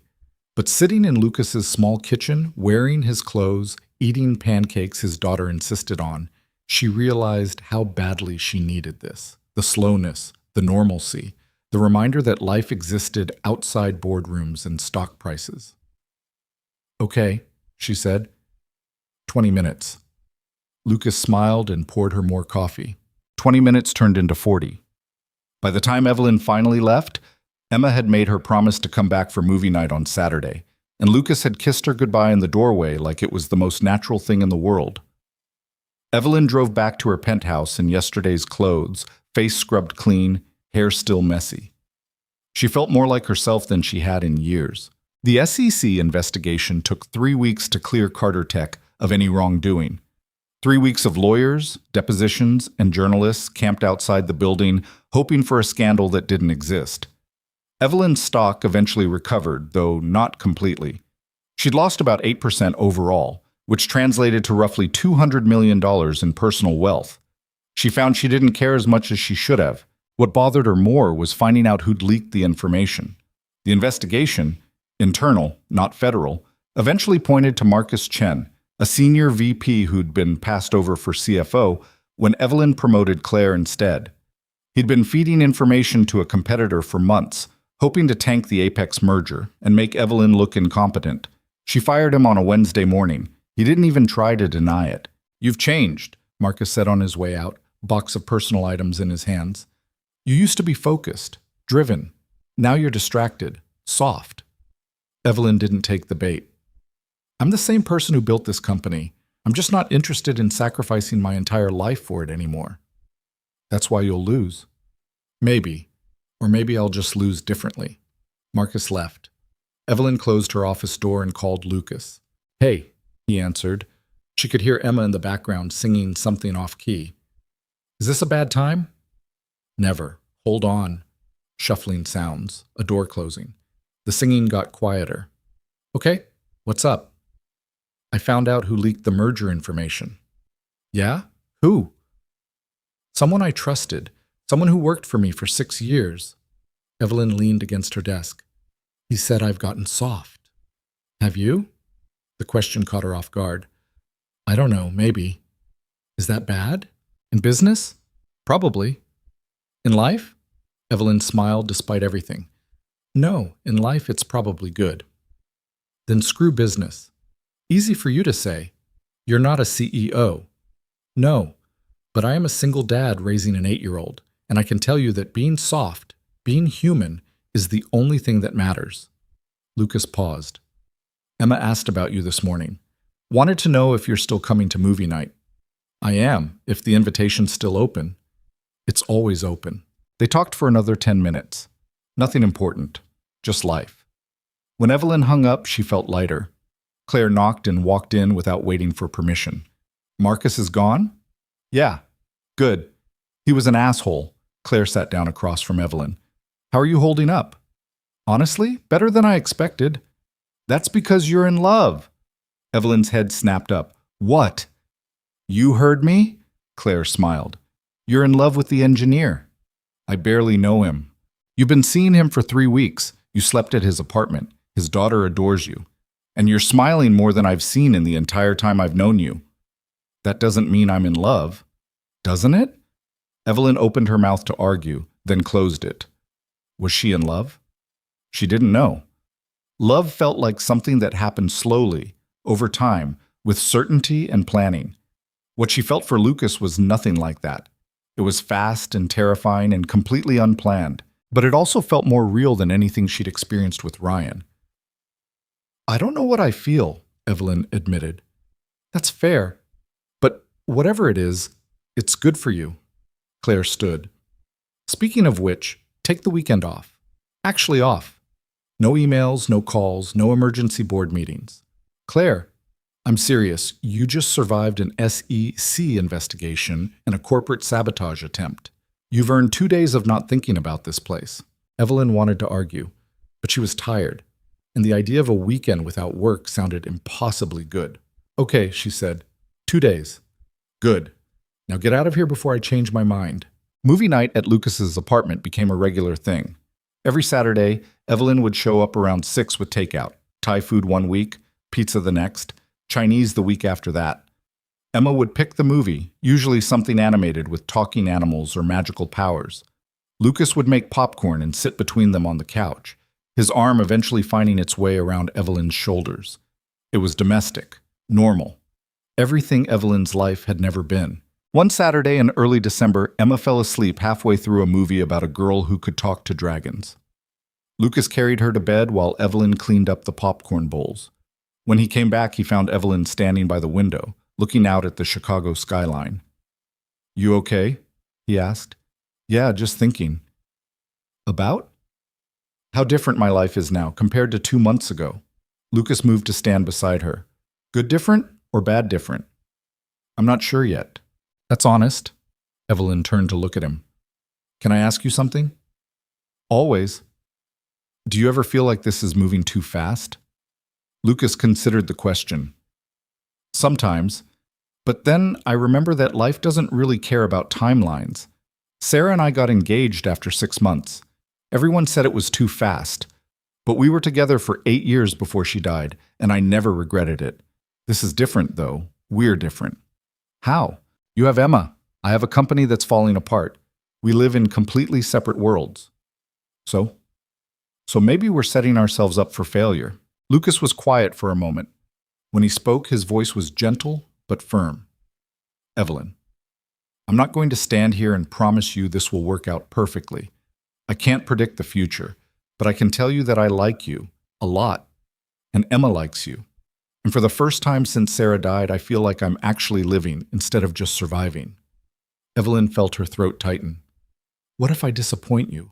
What if I'm too focused on work or too damaged from Ryan or too... Stop. Lucas turned her to face him. You're not to anything. You're exactly who you are. And that's enough. How do you know? Because I see you. Not the CEO, not the billionaire, just you. The person who eats overcooked spaghetti and listens to 8-year-olds talk about octopuses and falls asleep on my couch during movies. He smiled. That person is pretty great. Evelyn kissed him before she could second guess it. Lucas kissed her back, his hands gentle on her face. When they pulled apart, Evelyn rested her forehead against his. I'm scared, she whispered. Of what? Of this mattering. Of losing it. Me too. Lucas's voice was honest, raw, but I'd rather be scared and try than safe and alone. They stood there in the quiet of his living room, the city lights reflecting through the windows, and Evelyn realized something. She'd spent her entire life building walls to protect herself from failure, from rejection, from the pain of not being enough. But Lucas had somehow slipped past all of them. The first real fight happened 2 weeks later. Evelyn was supposed to meet Lucas and Emma for dinner at a Thai place in Wicker Park. She'd promised Emma she'd be there by 6:30, but a crisis at work, a server outage that affected 3 major clients, kept her at the office until almost 8. By the time she arrived at the restaurant, Lucas and Emma were finishing their meal. I'm so sorry, Evelyn said, sliding into the booth. There was an emergency at work and I couldn't... It's fine, Lucas said. His voice was even, but Evelyn heard the edge. Emma looked between them, her face uncertain.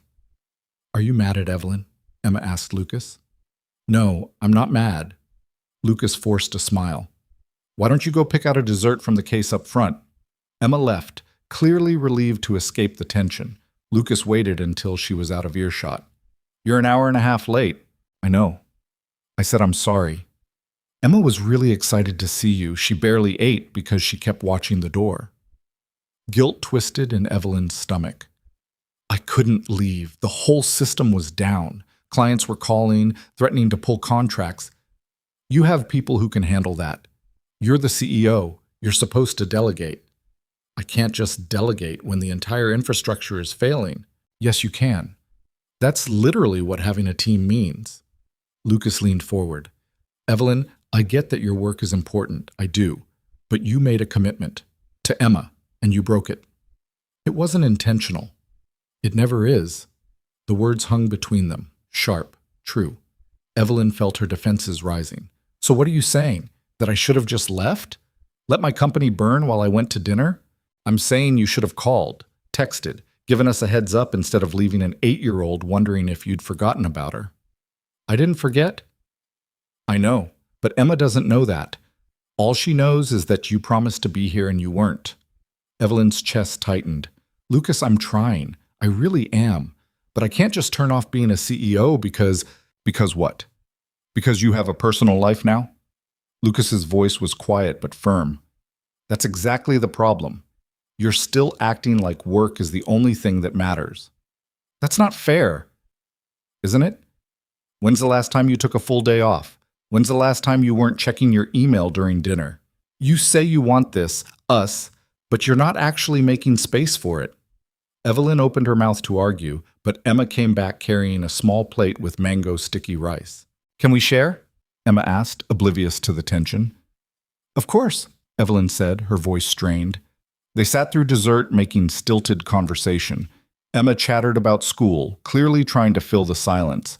Lucas answered her questions with forced enthusiasm.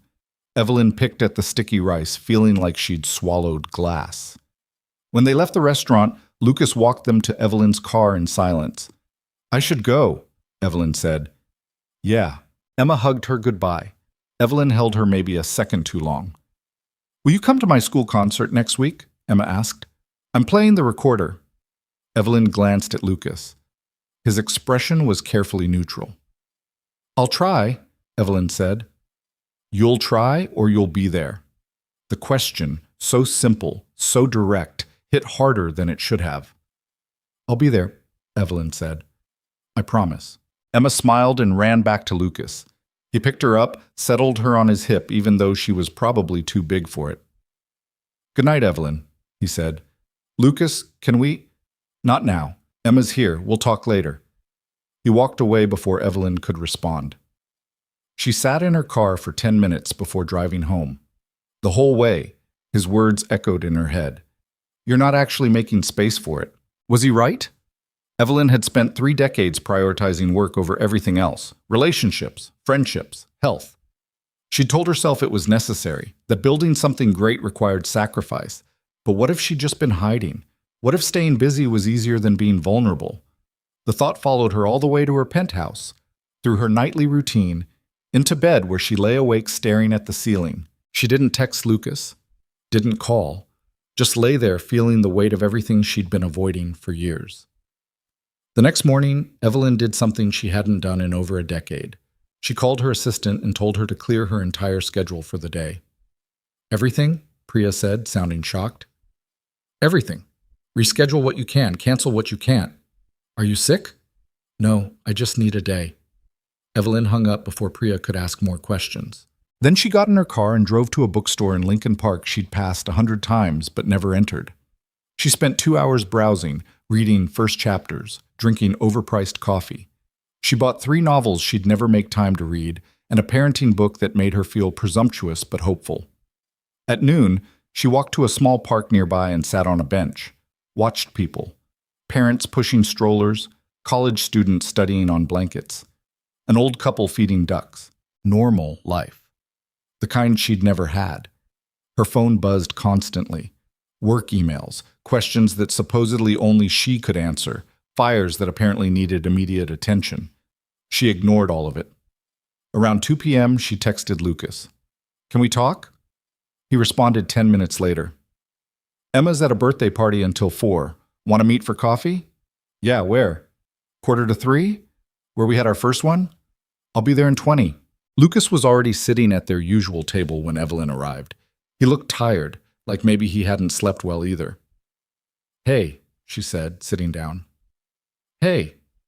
They ordered coffee, sat in awkward silence until the drinks arrived. Finally, Lucas spoke. I'm sorry about last night. I came at you pretty hard. You weren't wrong. I wasn't entirely right either. I know your job is demanding. I knew that going in. Evelyn wrapped her hands around her mug. No, you were right. I've been treating this like something I can fit into my schedule instead of something I actually need to make room for. Evelyn, let me finish. She took a breath. I've spent my entire adult life proving that I'm enough, smart enough, tough enough, successful enough. And somewhere along the way, I convinced myself that if I stopped working, even for a day, I'd lose everything I'd built. That's not true. I know. Logically, I know. But that fear is still there. She looked up at him. Last night, when you said I wasn't making space for us, it hurt. Because you were right. I've been keeping one foot out the door this whole time. Lucas reached across the table, took her hand. Why? Because if I don't go all in, it won't hurt as much when it falls apart. Who says it's going to fall apart? Everything in my life eventually does. Lucas was quiet for a moment. Sarah and I used to fight about my work too. I was obsessed with this one project, a bridge design that was supposed to revolutionize structural engineering or whatever. I'd stay late at the office, bring work home, miss dinners and bedtimes. He paused. She told me once that I was choosing the bridge over her, and I got defensive. Said she didn't understand the pressure I was under. What happened? She died before I could make it right.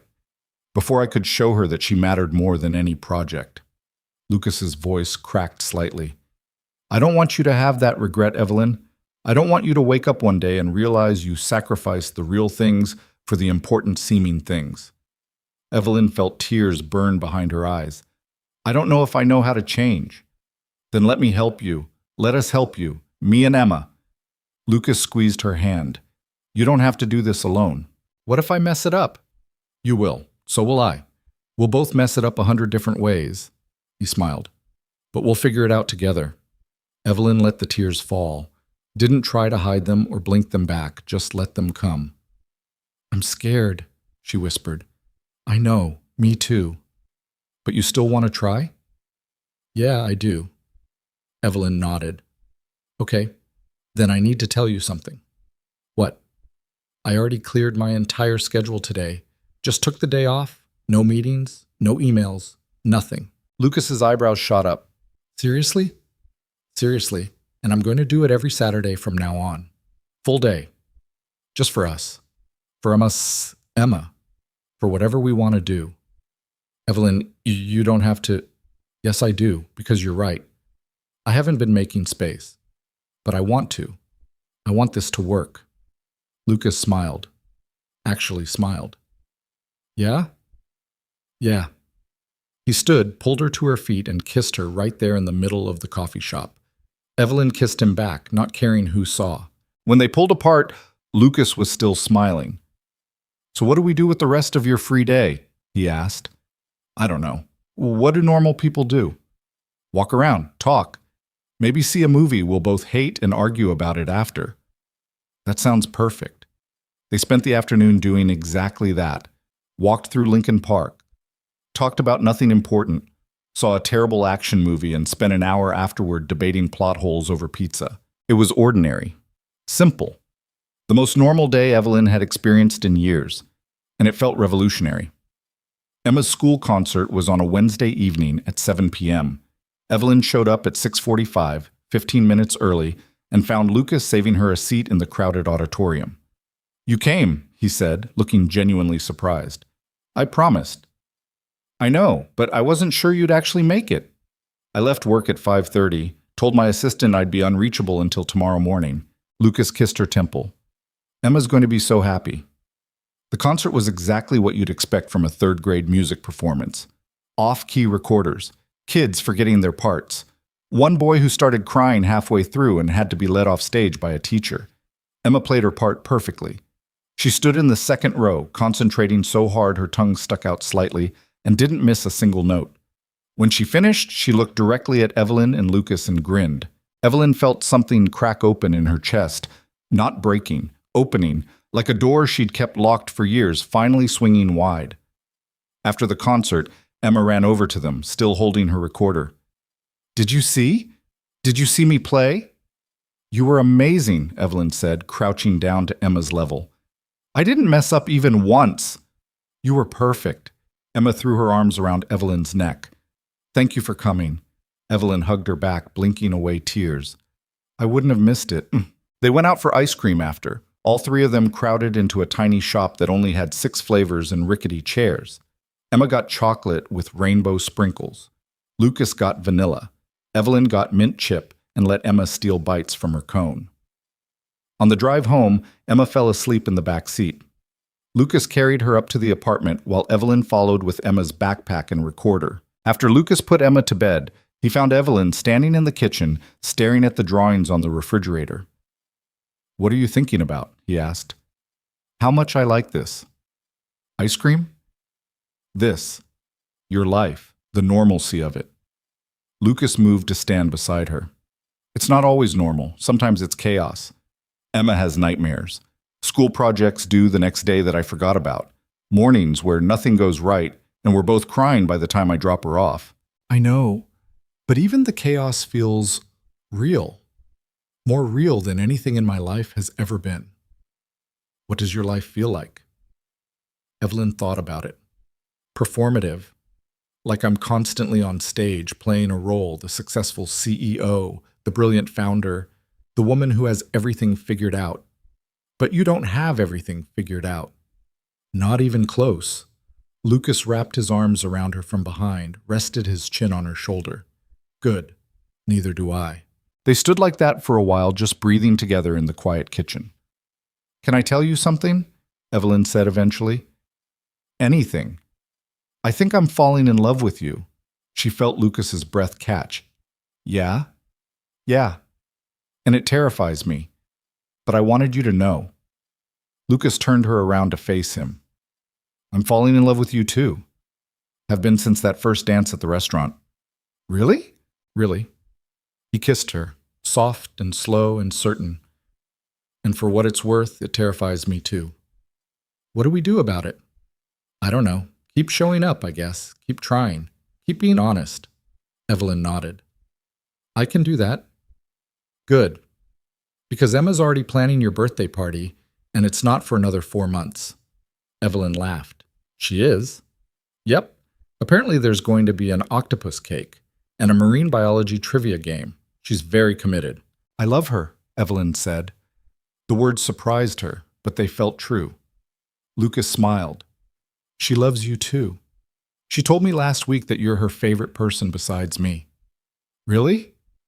Really? Evelyn felt tears sting her eyes again, happy tears this time. I don't deserve you to. Yes, you do. Stop saying you don't deserve good things. Lucas cupped her face. You deserve everything good, Evelyn. You just have to let yourself have it. That night, Evelyn drove home to her penthouse with the windows down despite the December cold. She didn't check her email, didn't review tomorrow's schedule, didn't think about the merger or the stock price or the 100 other things that usually consumed her thoughts. She just drove through Chicago with the radio playing and thought about a man who saw her as more than her accomplishments and a little girl who wanted to throw her an octopus-themed birthday party. And for the first time in her life, success felt like something she could actually hold on to. 3 months into their relationship, Evelyn met Lucas's sister. Jessica Reed showed up unannounced at Lucas's apartment on a Saturday morning, while Evelyn was making pancakes and Emma was building a fort out of couch cushions. The knock on the door startled all three of them. Lucas opened it to find his sister standing there with 2 suitcases and mascara running down her face.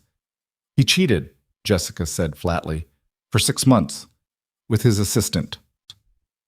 Jesus, Jess, come here. Lucas pulled her into a hug. Jessica sobbed into his shoulder for a solid minute before seeming to notice Evelyn standing awkwardly by the stove, spatula in hand. You must be the billionaire, Jessica said, wiping her eyes. Evelyn blinked. I'm Evelyn. Right. Sorry. I'm Jessica, the recently divorced sister who shows up at terrible times. She dropped her suitcases. Is that offer to crash on your couch still open? Always, Lucas said. Jessica ended up staying for 2 weeks. Evelyn watched as Lucas seamlessly absorbed another crisis into his life, making coffee for his heartbroken sister at 6 a.m., listening to her cry at odd hours, helping her draft angry texts to her ex that he then convinced her not to send. He did it all while still showing up for Emma, for work, for Evelyn. How do you do this? Evelyn asked him one night after Jessica had finally fallen asleep on the couch. Do what? Take care of everyone. Your sister, Emma, me, your job. How do you not collapse? Lucas shrugged. You just do it. Because the alternative is letting people down. That's not a strategy. That's just martyrdom. Maybe. But it's the only way I know. Evelyn studied his face in the dim light from the kitchen. He looked exhausted. She'd noticed the circles under his eyes getting darker, the way he sometimes zoned out mid-conversation like his brain had temporarily left his body. When's the last time someone took care of you? She asked quietly. Lucas didn't answer right away. I don't know. Before Sarah died, probably. That was 3 years ago. Yeah. Lucas. I'm fine. You're not fine. You're running on empty. Evelyn moved closer. Let me help. What do you need? I don't need anything. That's a lie. Lucas laughed, but it sounded tired. Okay, I need about 12 hours of uninterrupted sleep and a vacation I can't afford, and for my sister's husband to not be a cheating asshole. Can you fix any of that? I can fix the sleep part, and maybe the vacation. Evelyn, tomorrow's Sunday. I'm taking Emma to the aquarium. Jessica can come too if she wants. You're staying here and sleeping. I can't just... Yes, you can. Emma and I will be fine. Your sister will be fine. And you need rest before you actually collapse. Lucas looked like he wanted to argue, but exhaustion won. Okay, he said finally. Thank you. The next morning, Evelyn showed up at 8 a.m. with coffee and bagels. Emma was thrilled about another aquarium trip. Jessica seemed relieved to have a distraction from her imploding marriage. And Lucas looked guilty, but grateful. Call if you need anything, he said as they left. We won't need anything, Evelyn said. Sleep. She took Emma and Jessica to the aquarium, then to lunch, then to a bookstore where Emma picked out 3 new marine biology books, and Jessica bought a self-help book about divorce that she immediately seemed embarrassed about. Don't judge me, Jessica said, clutching the book. I'm not judging. I have a whole shelf of self-help books at home. Really? The billionaire needs self-help? The billionaire spent 11 months in therapy after her ex left her for someone else. So yeah, self-help books. Jessica laughed. Actually laughed. I think I like you. Good, because your brother's kind of important to me. He told me about you two. Jessica paused. He also told me he's in love with you. Evelyn's heart stuttered. He said that? Not in those exact words, but I know my brother, and I haven't seen him this happy since before Sarah died. They walked in silence for a moment. Emma ran ahead, peering into shop windows. Can I ask you something? Jessica said. Sure. Why Lucas? You could date anyone. CEOs, celebrities, people who actually have money and time and normal schedules. Why a widowed single dad who lives in a 2-bedroom apartment? Evelyn had been asked this question, or versions of it, by friends, colleagues, even her own mother during an uncomfortable phone call last week. She'd given different answers each time, none of them quite right. But standing there on a random Chicago street with Lucas's sister, the truth felt simpler. Because he sees me, Evelyn said. Not what I've built, not what I'm worth, just me, the person underneath all of it. Jessica nodded slowly. That sounds like Lucas. He's good at that. He's good at a lot of things. He's also terrible at asking for help, and he'll work himself to death trying to take care of everyone else. Jessica looked at her directly. So if you're going to be with him, you need to know that. He won't tell you when he's struggling. You'll have to notice. I'm learning that. Good. Jessica smiled. Also, for what it's worth, Emma adores you. She talks about you constantly. Evelyn this, Evelyn that. It's kind of annoying, actually. Evelyn laughed. I adore her too. They got back to Lucas's apartment around 4 p.m. He was awake, showered, and looking more human than he had in days. Did you sleep? Evelyn asked. 10 hours. I feel like a new person. Good. Emma immediately launched into a detailed recap of their day, barely pausing to breathe. Lucas listened with the kind of attention only parents could sustain, nodding and asking questions and genuinely caring about every small detail. Later, after Jessica had retreated to the couch with her divorce book and Emma was in her room doing homework, Lucas pulled Evelyn aside. Thank you, he said quietly, for today, for taking care of them so I could rest. You don't have to thank me. Yes, I do. You didn't sign up for my chaotic family when we started this. Maybe not. But I'm here now, and I'm not going anywhere. Lucas kissed her, soft and grateful, and maybe a little bit desperate, like he was just realizing how much he needed someone to lean on. When they pulled apart, Evelyn rested her forehead against his. We're in this together, she said. The good parts and the messy parts. Okay? Okay. The crisis with Jessica resolved itself slowly. Her husband called, apologized, begged her to come back. Jessica told him to go to hell. Then she cried for 3 days straight. Then she got angry. Then she hired a lawyer. Through it all, Evelyn showed up, not as the Billionaire CEO, just as someone who cared. She brought wine and takeout. She listened to Jessica vent. She even helped Jessica look at apartments she could actually afford on a teacher's salary. You don't have to do this, Jessica said one evening while they scrolled through rental listings. I know. So why are you? Because you're important to Lucas, which makes you important to me. Jessica set her laptop aside. Can I tell you something? Sure. I was worried about you. When Lucas first told me he was seeing someone, I thought you'd be another Sarah, someone who'd make him choose between his family and his relationship.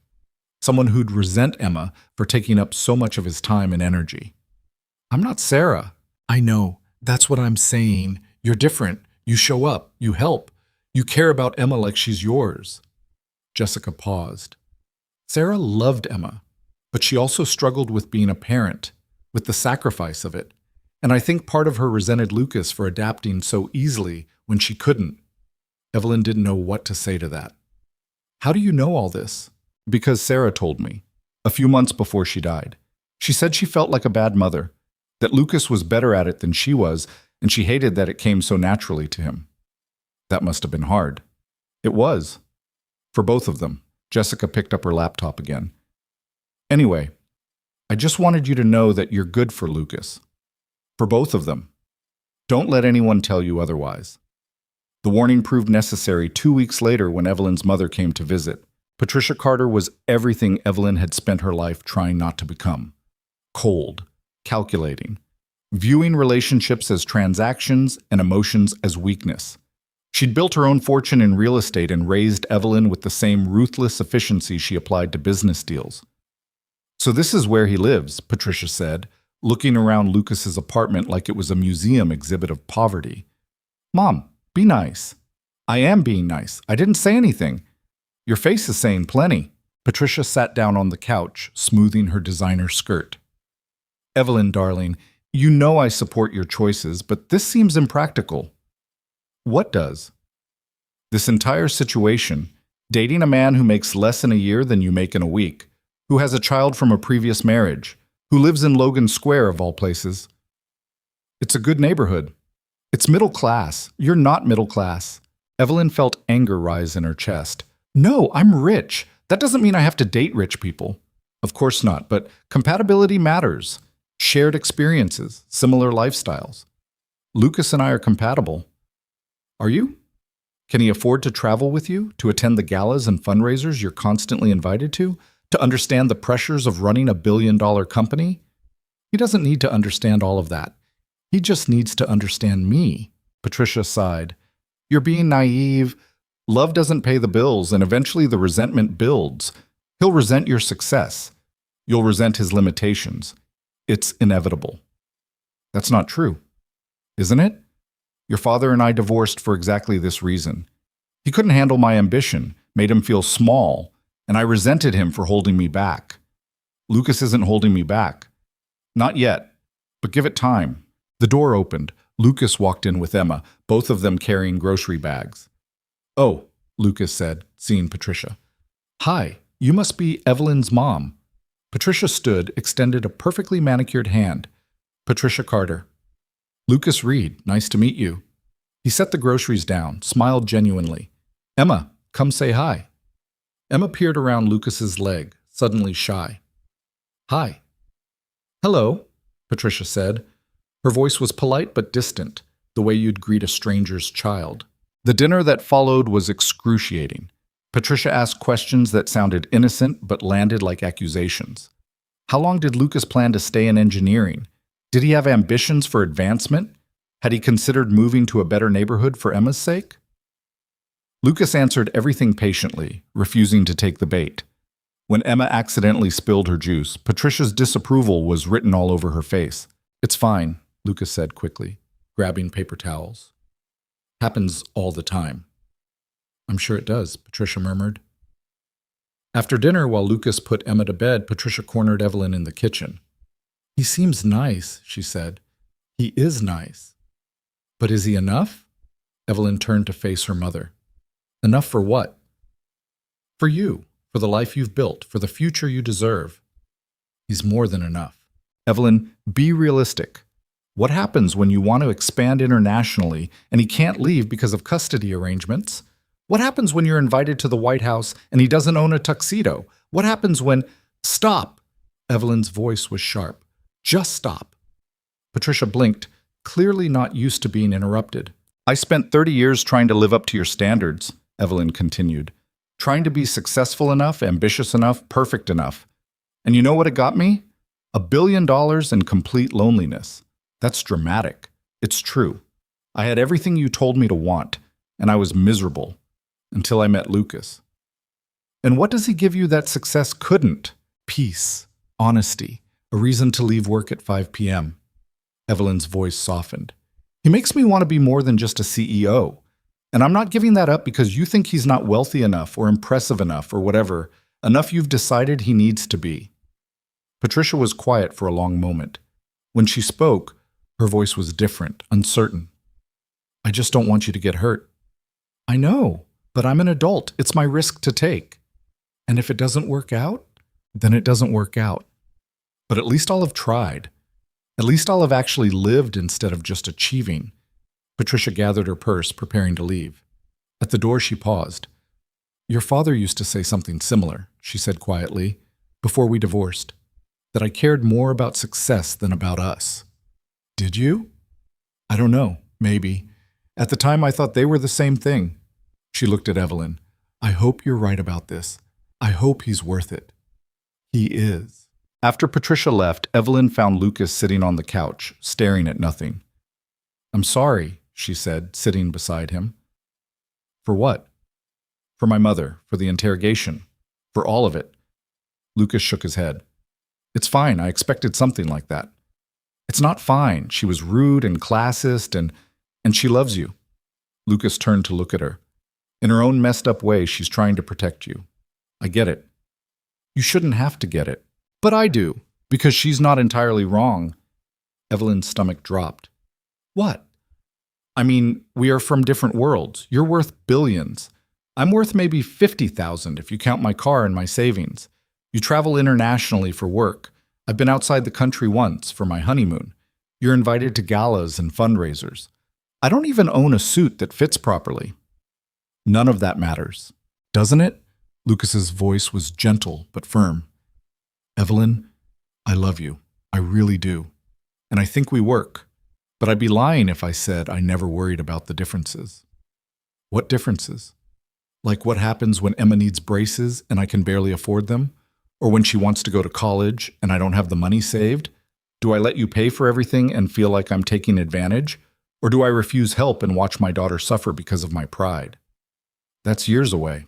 But it's coming, and there will be 100 other moments like that, big and small, where the gap between us becomes obvious." Evelyn felt tears burn behind her eyes. "So what are you saying, that we should end this?" "No. I'm saying we need to talk about it. Actually talk about how we're going to navigate this. Because pretending the differences don't exist isn't a strategy." He was right. Of course he was right. They'd been avoiding this conversation for months, too caught up in the newness of what they'd found to think about the practical realities. "Okay," Evelyn said, "let's talk." They talked for 3 hours. About money, about expectations, about how to handle situations where Evelyn wanted to help, but Lucas's pride got in the way. About what they'd tell Emma as she got older and started noticing the differences between Evelyn's penthouse and their 2-bedroom apartment.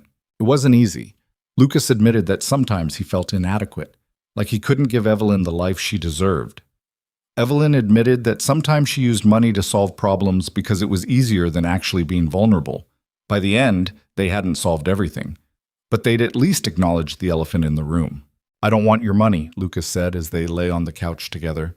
"I want you, but I also don't want to be so stubborn that I can't accept help when Emma needs it. And I don't want to use money as a way to avoid actual emotional work," Evelyn said. "I need to learn to show up without just throwing cash at problems." "Deal. Deal." They sealed it with a kiss. The real test came 2 months later when Emma got sick. It started as a cough, then a fever, then trouble breathing that sent Lucas rushing her to the emergency room at 2 a.m. Evelyn got the call at 2:30. "It's pneumonia," Lucas said, his voice tight with fear. "They're admitting her. She's on oxygen." "I'm on my way." Evelyn threw on clothes and drove to the hospital. She found Lucas in the pediatric ward sitting beside Emma's bed, holding her small hand. Emma looked tiny in the hospital bed, pale, fragile. Nothing like the energetic 8-year-old who'd been teaching Evelyn about coral reefs just days before. "Hey," Evelyn said softly. Lucas looked up. His eyes were red. "Hey, how is she?" "Stable. The oxygen's helping, but they want to keep her for a few days. Make sure the antibiotics work." Evelyn sat down on Lucas's other side. "What do you need?" "I don't know. His voice broke. "I can't lose her. She's all I have left." "You're not going to lose her. She's strong. Like her dad." Lucas wiped his eyes. "I keep thinking about Sarah, how fast it happened, how I didn't get to say goodbye. And now Emma's here, and I can't stop thinking, stop. Emma's going to be fine. This is pneumonia, not a car accident. She's getting treatment. She's in good hands." "I know, but knowing it and feeling it are different things." Evelyn understood that better than anyone. Over the next 4 days, Evelyn cleared her entire schedule. She brought Lucas coffee and food he barely touched. She sat with Emma when Lucas needed to shower or make phone calls. She read to Emma from the marine biology books, doing silly voices for the different sea creatures until Emma smiled despite feeling terrible. On the 3rd day, Emma's fever finally broke. "You stayed," Emma said groggily, noticing Evelyn beside her bed. "Of course I stayed." But don't you have work? Work can wait. You're more important. Emma smiled. I love you, Evelyn. The words hit harder than Evelyn expected. She felt tears spring to her eyes. I love you too, kiddo. Emma fell back asleep. Lucas, who'd witnessed the exchange, pulled Evelyn into the hallway. Thank you, he said, his voice thick, for being here, for dropping everything, for just showing up. Where else would I be? I don't know. Running your company? In meetings? Making deals? Lucas, I meant what I said to Emma. You two are more important than any of that. Lucas pulled her into a hug, held her tight. I love you. I love you too. They stood there in the hospital hallway, holding each other while nurses walked past and machines beeped in nearby rooms. When they finally pulled apart, Lucas looked exhausted, but less haunted. I've been thinking, he said. About what? About us, about how this works long term. Evelyn's heart stuttered. And I think we need to stop pretending we're two separate lives that sometimes intersect. We're building something together, which means actually combining our lives. Not just dating, but being partners. What does that look like? I don't know exactly, but maybe it starts with you having a key to my apartment, and me actually meeting your friends instead of just hearing about them, and Emma knowing that you're not just Dad's girlfriend, your family. Evelyn felt something warm spread through her chest. I'd like that. Yeah? Yeah. They went back to Emma's room together. She was awake again, playing a game on Lucas's phone. Hey, Emma? Lucas said, sitting on the edge of her bed. Yeah? How would you feel if Evelyn became a bigger part of our family? Like, really part of it? Emma's face lit up. Like she lives with us? Maybe not right away, but eventually, yeah, something like that. Can I show her my octopus collection every day? Lucas laughed. If she wants to see it every day. Emma looked at Evelyn. Do you want to?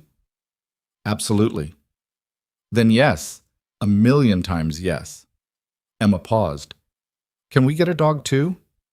Nice try, Lucas said. But let's start with one big change at a time. Emma was discharged 2 days later.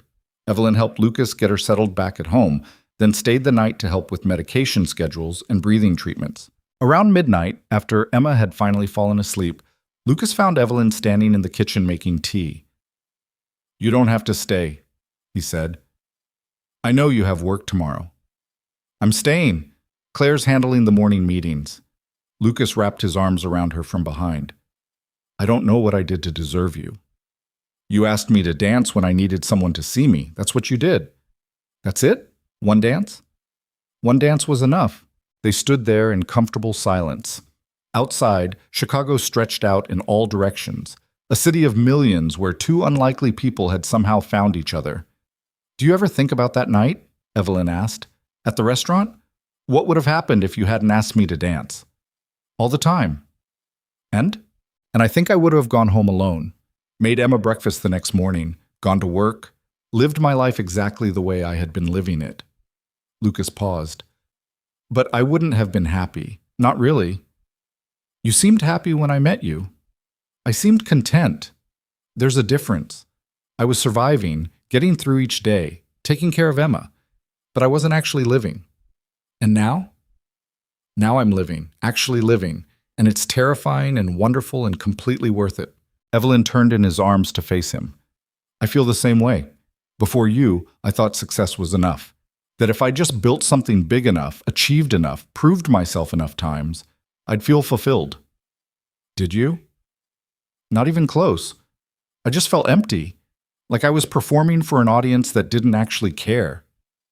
She touched his face. But with you and Emma, I feel like myself. Not the CEO, not the billionaire, just Evelyn. Lucas kissed her, slow and deep and full of promise. When they pulled apart, he said something that changed everything. Marry me. Evelyn's breath caught. What? Marry me. Not today, not even this year, but eventually, when you're ready, when it makes sense. His voice was steady, certain. Because I don't want eventually with someone else. I want eventually with you. Lucas, I'm not asking for an answer now. I'm just asking you to think about it, to consider a future where we're not just dating, where we're actually building a life together, you, me, and Emma. Evelyn felt tears streaming down her face. Happy tears. Terrified tears. Everything all at once. Yes, she said. Lucas blinked. Yes? Yes. I'll marry you. Not today. Not even this year, like you said. But eventually. When it makes sense. She smiled through her tears. Because I don't want eventually with anyone else either. Lucas kissed her again, then laughed. Then spun her around the kitchen like they were back at that restaurant, dancing to music only they could hear. 6 months later, Evelyn did something she'd never done before. She took a full week off work. No emails, no calls, no emergencies. She and Lucas took Emma to the ocean for the first time. They rented a small house on the Oregon coast and spent 7 days doing absolutely nothing productive. Emma collected shells and sea glass. Lucas taught her to boogie board. Evelyn read novels she'd been meaning to get to for years. On the last night, after Emma had fallen asleep, Evelyn and Lucas sat on the beach watching the sunset. "Thank you," Evelyn said. "For what?" "For saving me." Lucas shook his head. "I didn't save you. You saved yourself. I just happened to be there." "No?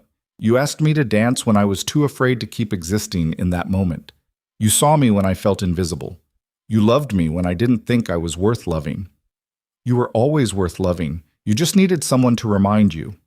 They sat in comfortable silence, watching the waves roll in. "Can I tell you something?" Evelyn said. "Always. A year ago, I thought my life was over. Ryan had left me. My company was the only thing I had. I worked 16-hour days because it was easier than going home to an empty penthouse." She paused. "And now I have you. And Emma. And a life that actually feels worth living, and I wouldn't trade any of it for anything." Lucas took her hand. "Not even for the $200 million you lost in the stock drop?" Evelyn laughed. "Not even for that." "Good, because you're stuck with us now. I can live with that." They watched the sun sink below the horizon, turning the sky orange and pink and purple. Somewhere down the beach, a couple was taking wedding photos. A family was flying a kite. Kids were building sandcastles that the tide would wash away by morning. Normal life. The kind Evelyn had never thought she'd want. The kind she now couldn't imagine living without. When they got back to Chicago, Evelyn made a decision. She promoted Claire to co-CEO and restructured her role to focus on long-term strategy instead of daily operations. It meant less control, less power, less of the achievement that had defined her entire adult life. It also meant leaving work at 5:30 most days, having dinner with Lucas and Emma, helping with homework, attending school concerts and soccer games without checking her email. Some of her board members thought she was making a mistake, that she was getting soft, just like Marcus had said. But Evelyn didn't care anymore, because she'd finally learned something her mother never had. Success wasn't the same thing as fulfillment. Achievement wasn't the same thing as happiness. And building an empire meant nothing if you had no one to share it with. On a Saturday morning in late spring, almost exactly a year after that first dance, Evelyn woke up in Lucas's bed with sun streaming through the windows and Emma jumping on the mattress yelling about pancakes. "Emma, off the bed," Lucas mumbled, still half asleep. "But I'm hungry." "Then go start breakfast. We'll be there in a minute." Emma bounced off the bed and ran to the kitchen. Evelyn could hear her singing something about octopuses having 3 hearts. Lucas rolled over to face Evelyn. "Morning. Morning. Sleep okay?" "Perfect." He kissed her, morning breath and all. "I love you." "I love you too." They lay there for another minute, just being together. Through the window, Chicago hummed with weekend energy. Cars, people, life happening all around them. "You know what's weird?" Lucas said. "What?" "A year ago, I thought my life was set. That this was it, me and Emma, work and parenthood. Nothing more. And now? And now I have you. And it's terrifying because I keep waiting for something to go wrong. For you to realize you could do better. For this to fall apart." Evelyn propped herself up on one elbow. "It's not going to fall apart." "How do you know?" "Because we're both choosing this. Every day. Even when it's hard. Even when it doesn't make sense on paper. We keep choosing each other." Lucas smiled. "When did you get so wise?" "I had a good teacher." Emma yelled from the kitchen. Are you guys coming or what? The pancakes aren't going to make themselves. She's right, Lucas said, sitting up. Pancakes don't make themselves. Tragic design flaw. The worst. They got up and went to the kitchen together. Emma was already pulling ingredients from the fridge, making a mess, humming her octopus song. Evelyn helped her crack eggs while Lucas started the coffee. They moved around each other easily, a rhythm they'd developed over months of Saturday mornings just like this one. And as Evelyn stood there in Lucas's small kitchen, wearing his t-shirt, watching him make terrible pancakes while their daughter, because that's what Emma was becoming, their daughter, chattered about her upcoming marine biology presentation, she realized something.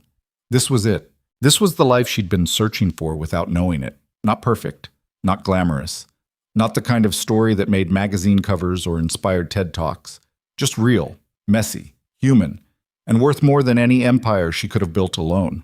Later that afternoon, after pancakes and the aquarium and a movie they all fell asleep during, Evelyn drove back to her penthouse to grab some clothes.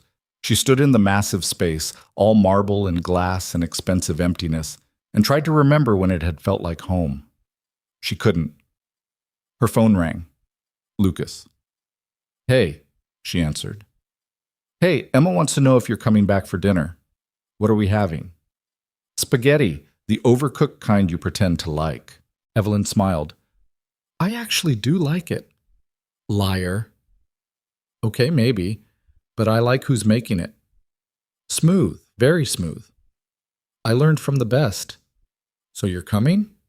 Evelyn looked around her penthouse one more time, at the space that had represented everything she'd achieved, everything she'd sacrificed for, everything she'd thought would make her whole. Yeah, she said. I'm coming home. And she meant it. Because somewhere along the way, home had stopped being a penthouse overlooking Lake Michigan. It had become a 2-bedroom apartment in Logan Square with worn hardwood floors and a refrigerator covered in drawings, and a little girl who loved octopuses, and a man who'd asked her to dance when she'd forgotten how. That was home. And for a woman who'd spent 30 years chasing achievement, finally finding something she didn't have to earn felt like the greatest success of all.